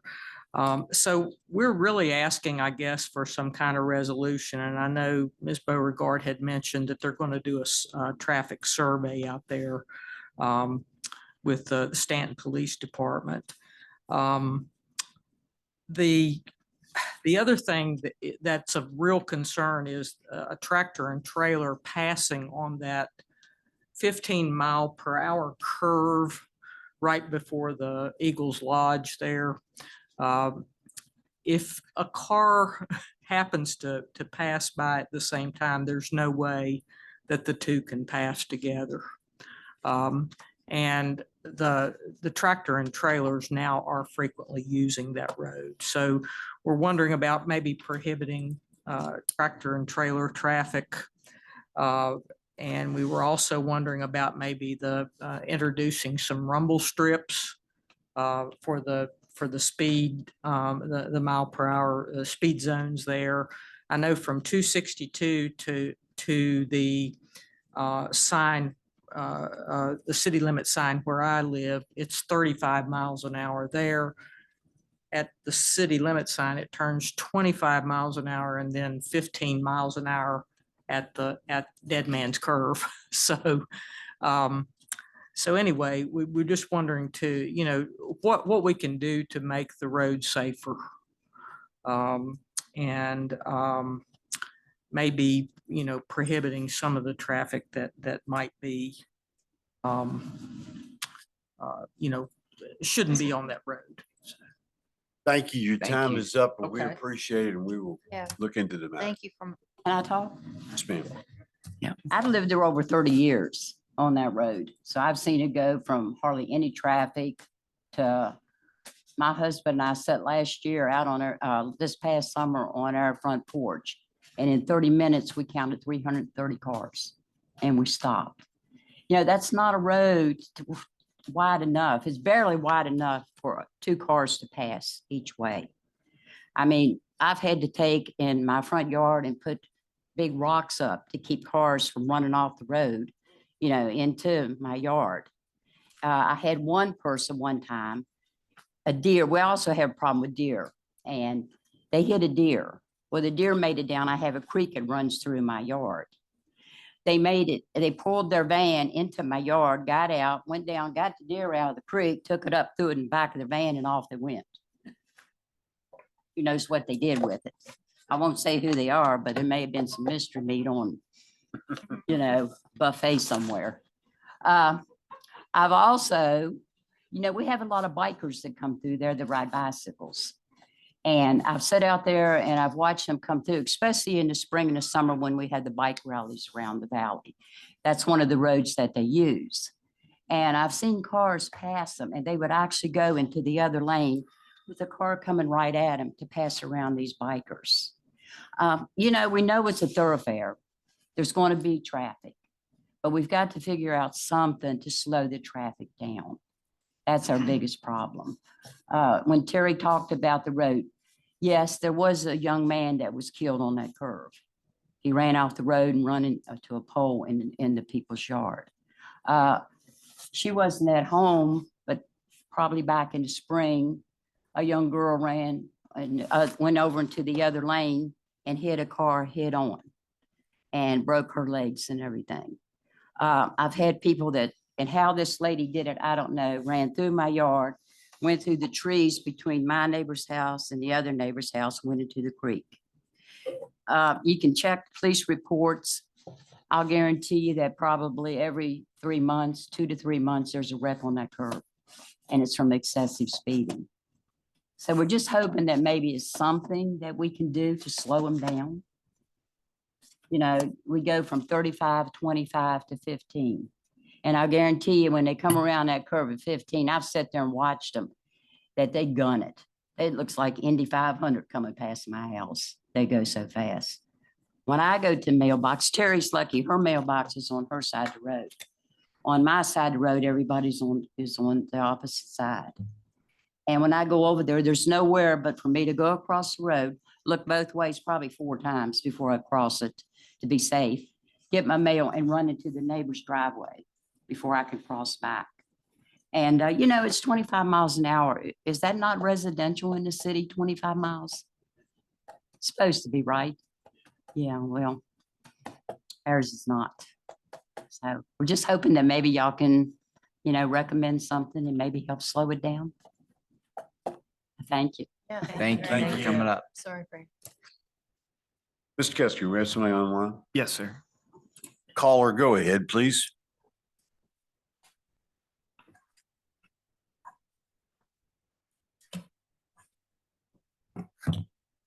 Caller, can you hear me? Go ahead, please.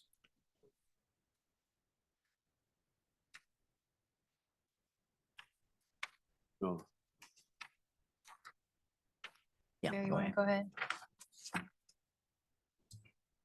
Hello, I'm Dr. Mary Miller, 471 Albemarle Avenue, and I'm here to talk about diversity. And the name of the article from the New England Medical Journal is called Woman, Life, and Freedom. And it's written by Dr. Susan Kashaf, who's an MD and a master's in public health. The posts were in Farsi, which I didn't really read very well, but I was in the middle of my daily duties, seeing patients, teaching, and pestering my 17-year-old Layla about her college applications. There was a story that exploded on Twitter. The picture was Masa Amini. She was 22.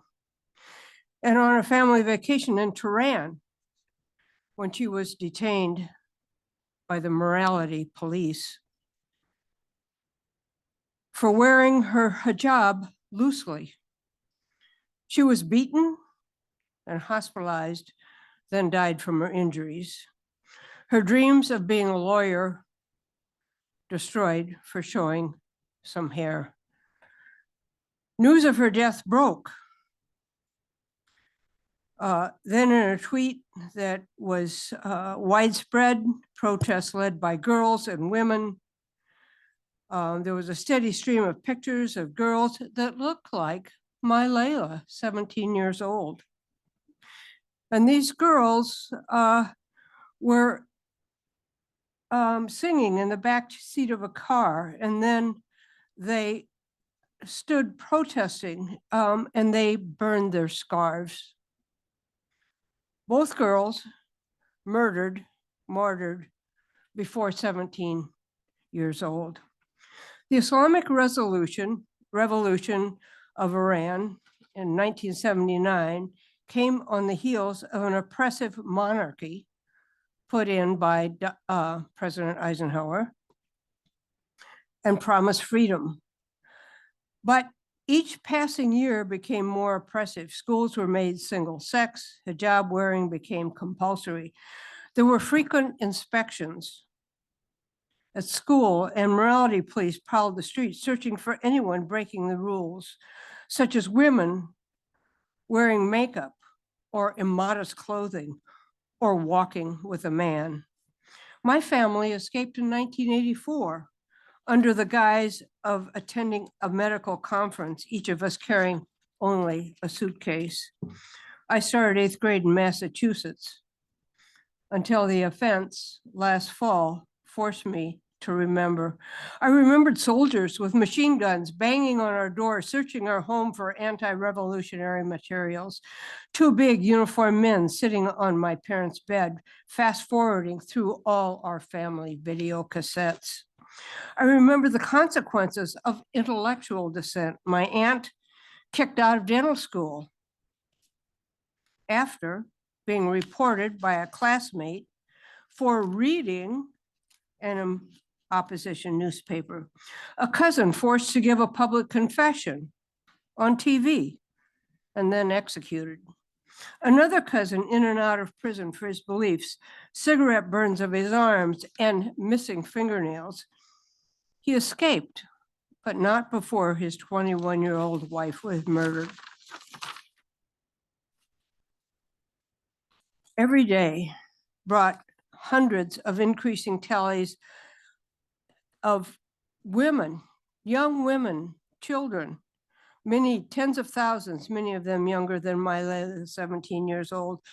My heart hurt for what I saw and for the silence around me. No one seemed to know or care. I felt alone in my pain and detached from my community, from the place that had been home since I started my internship 25 years ago. I ran into another Iranian American colleague, and we started a weekly Zoom meeting to support each other.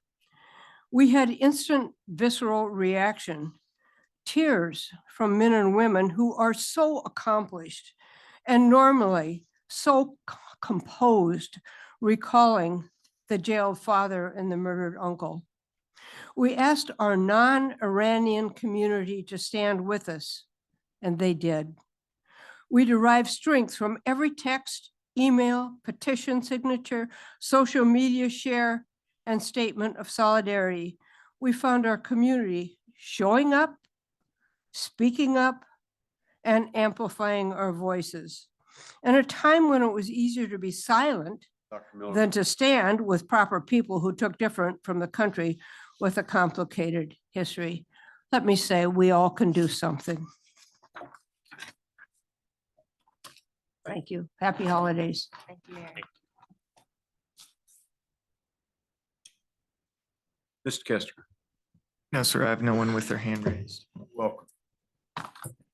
Pamela Mason Wagner. I live at 164 North Coulter. I just want to start by thanking each and every one of you on City Council for your service. Tonight was so interesting to hear all the presentations and think of all the work that you have to do after the meeting and before the next meeting based on everything you learned tonight. So democracy doesn't work if people like you don't step up and take a leadership position. So thank you from the bottom of my heart. Secondly, I want to thank you for including the changes to the CIP to reflect the Uniontown Neighborhood Action Plan. I'm really excited to see that things are moving forward in that area. Third, I want to ask a question. I was very curious in the stormwater runoff presentation, which was fascinating, despite what the gentleman thought. There was no mention of agricultural runoff. So nitrogen and phosphorus running into the Chesapeake Bay, clearly agricultural land and animals getting into streams, that's a huge contributor. So I was just puzzled why that wasn't part of the runoff program. And then lastly, it's a request. It seems like the leaf pickup is so late this year. My poor mailman has been climbing over this curb, leaves on the curb. So if there's any way next year we could make it earlier, I think a lot of people would appreciate it. Thank you. Thank you. Mr. Kester. No, sir.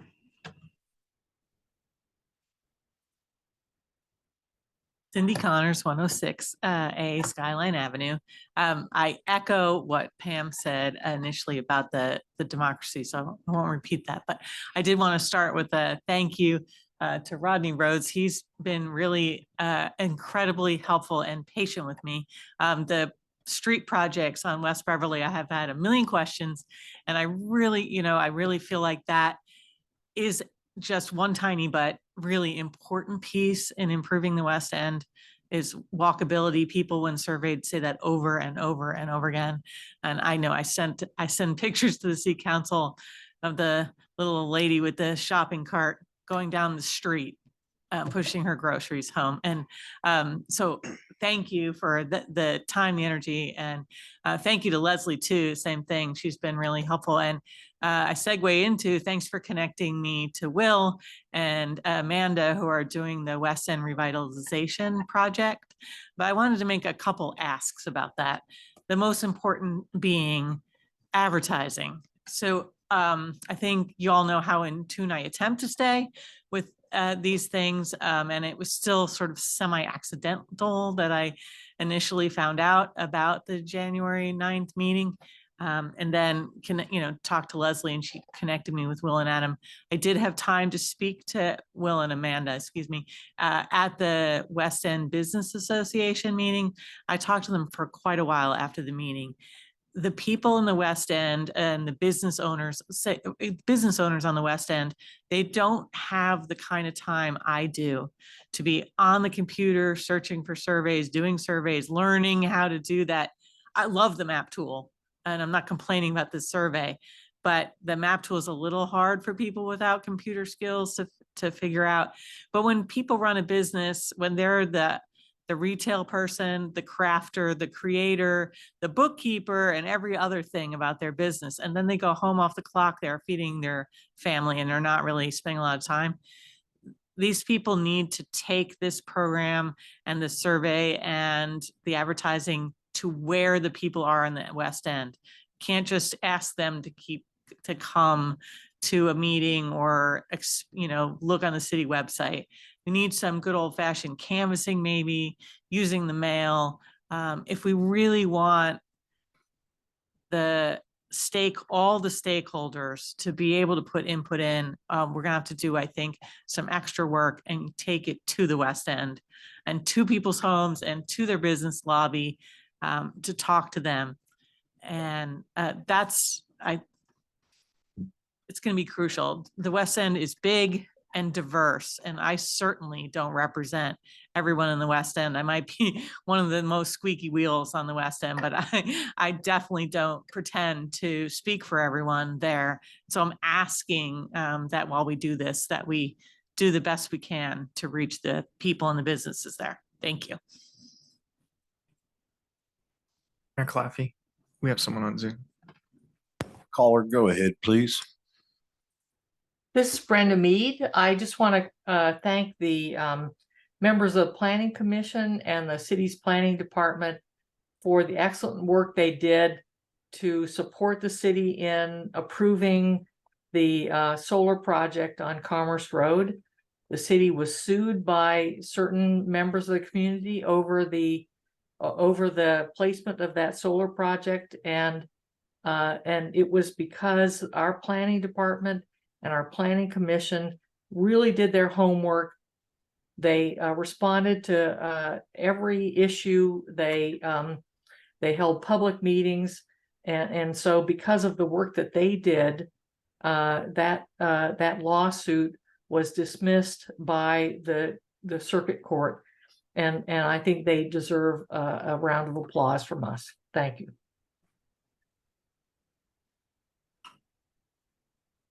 Go ahead. Good evening. How are you guys tonight? Wonderful.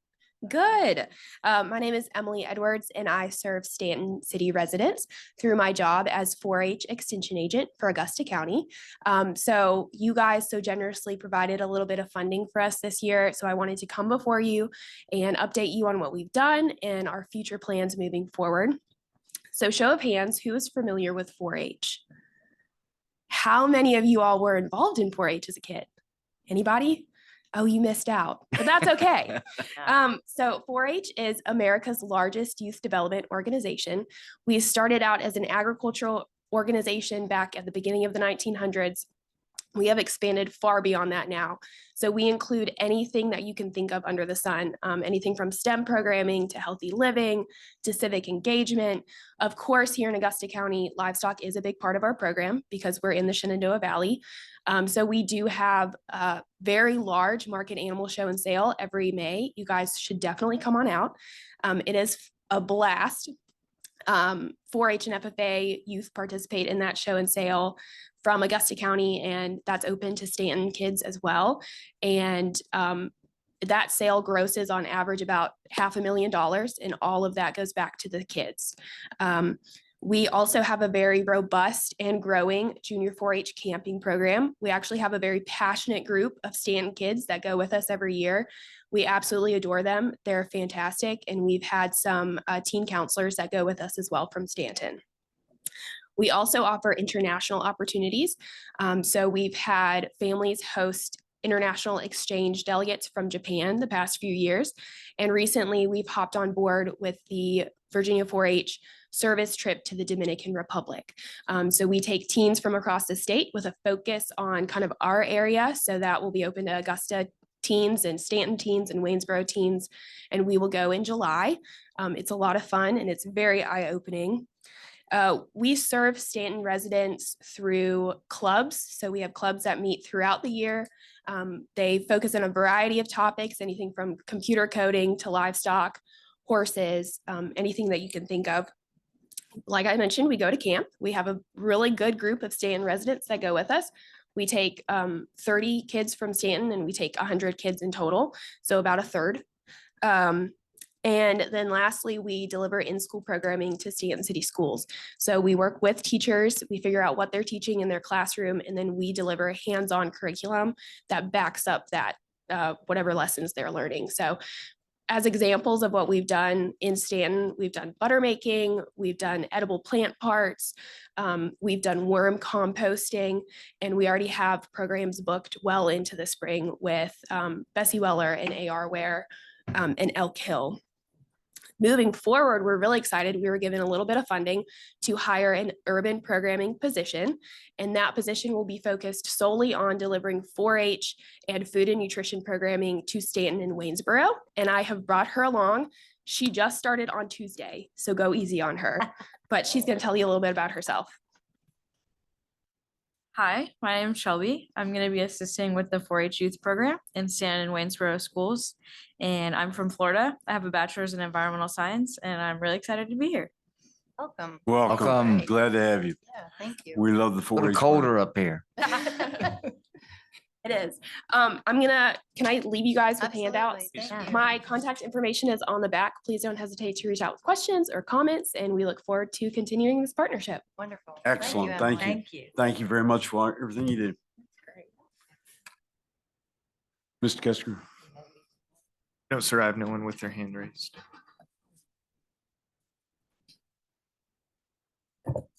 Randolph Burton, 211 Hendron Avenue. I just wanted to thank City Council for a few minutes of your time.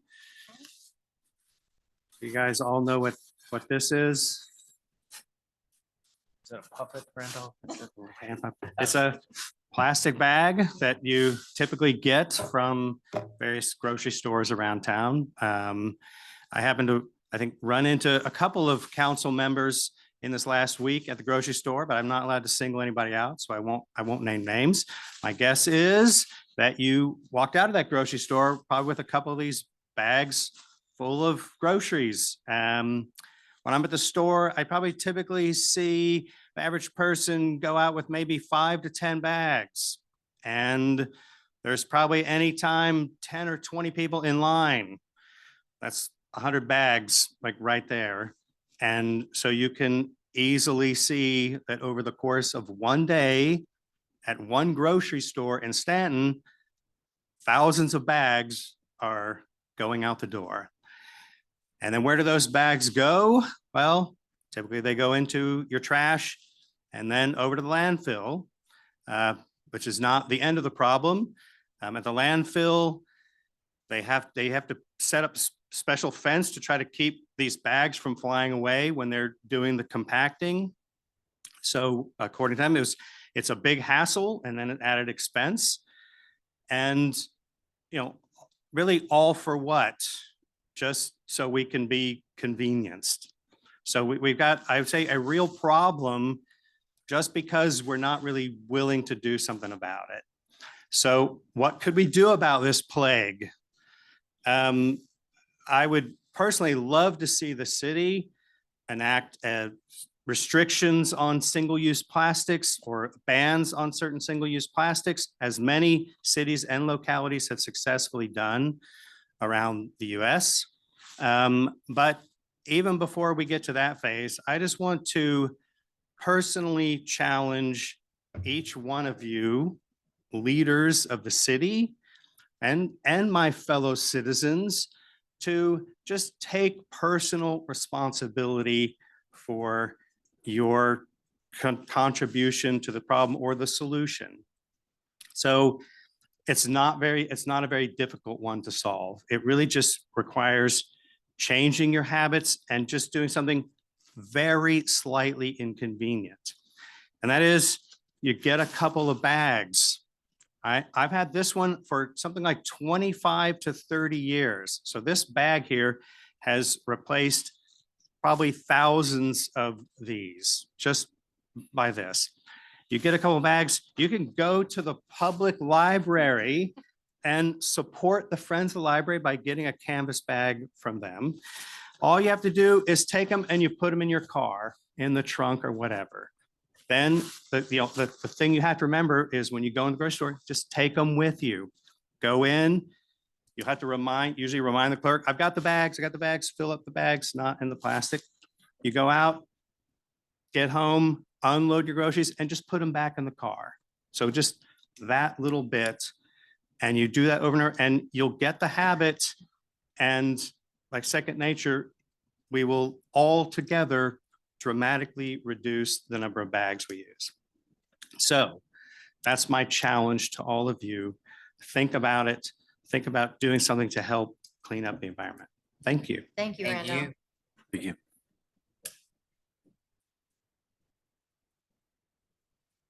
Go ahead, sir. Stephen Paulson, 315 Sherwood Avenue. I'm a board member of the Building Bridges for the Greater Good, and I just want to echo what Barbara Lee said earlier. We really do appreciate you making the revisions as it relates to Uniontown into the 5-year plan. And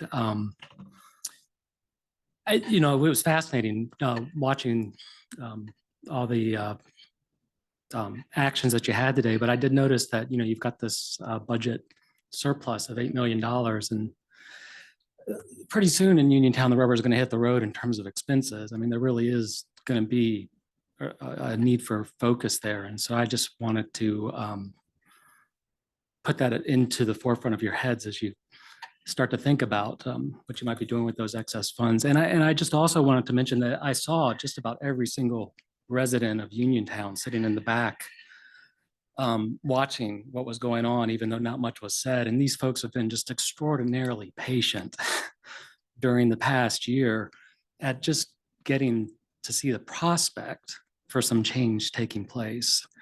And I know that there's more than likely going to be this mass rezoning for residential use, but essentially what that does is it's going to allow them hopefully to make investments in their property, but they're not going to be able to hook up to septic, which is something that most people and really almost everyone in Staunton can do. So I just want you to try and keep them in the forefront of your decision-making process, particularly as it relates to funding, because there's going to be a need. And then just also to recognize that they were here and they were watching and they are hopeful that something positive is going to change. So thanks. Thank you. Thank you.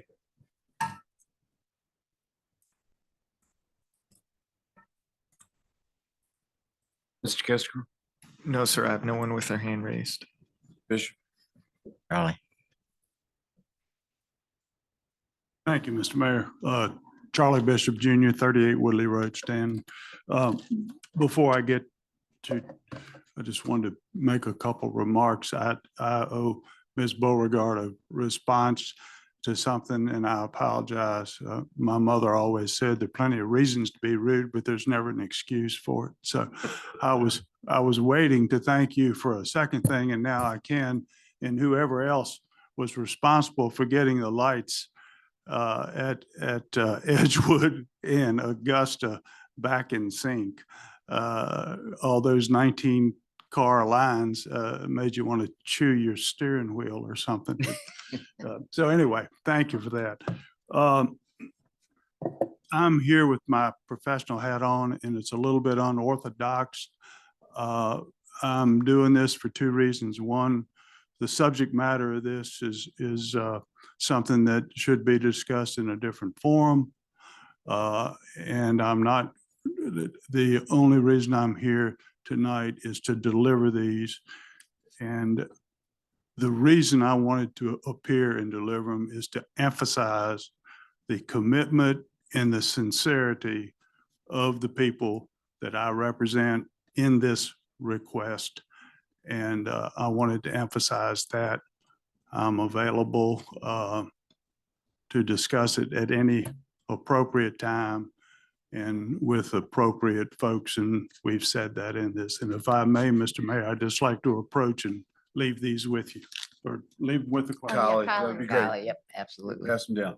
Thank you, sir. Thank you, Charlie. Thank you, Charlie. Merry Christmas. Anyone else? Jessica, is there anyone? No, sir.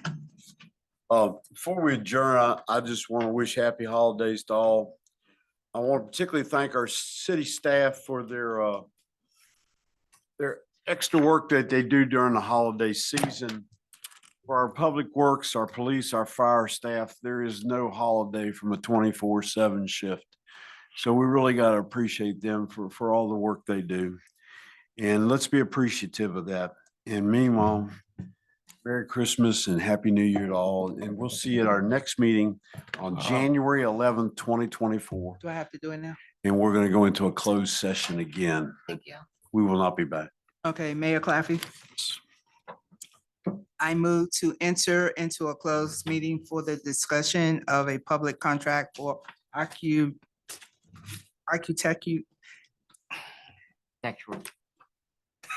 That word, oh my gosh, architectural and engineering services involving the expenditure of public funds, where discussion in an open session would adversely affect the city of Stanton's bargaining position pursuant to Virginia Code Section 2.2-3711A29. Thank you, Councilor Woods. There is a motion on the floor. Is there a second? I'll second. Seconded by Councilor Robertson. Mr. Kester, please call the roll. Ms. Woods, Aye. Mr. Robertson, Aye. Ms. Edwards, Aye. Mr. Campbell, Aye. Mr. Arrowood, Aye. Vice Mayor Darby, Aye. Mayor Claffey. Aye. Motion carries. Thank you. Merry Christmas, Everyone for everybody. being here. Thank Thanks you. for coming, Thank you. everybody.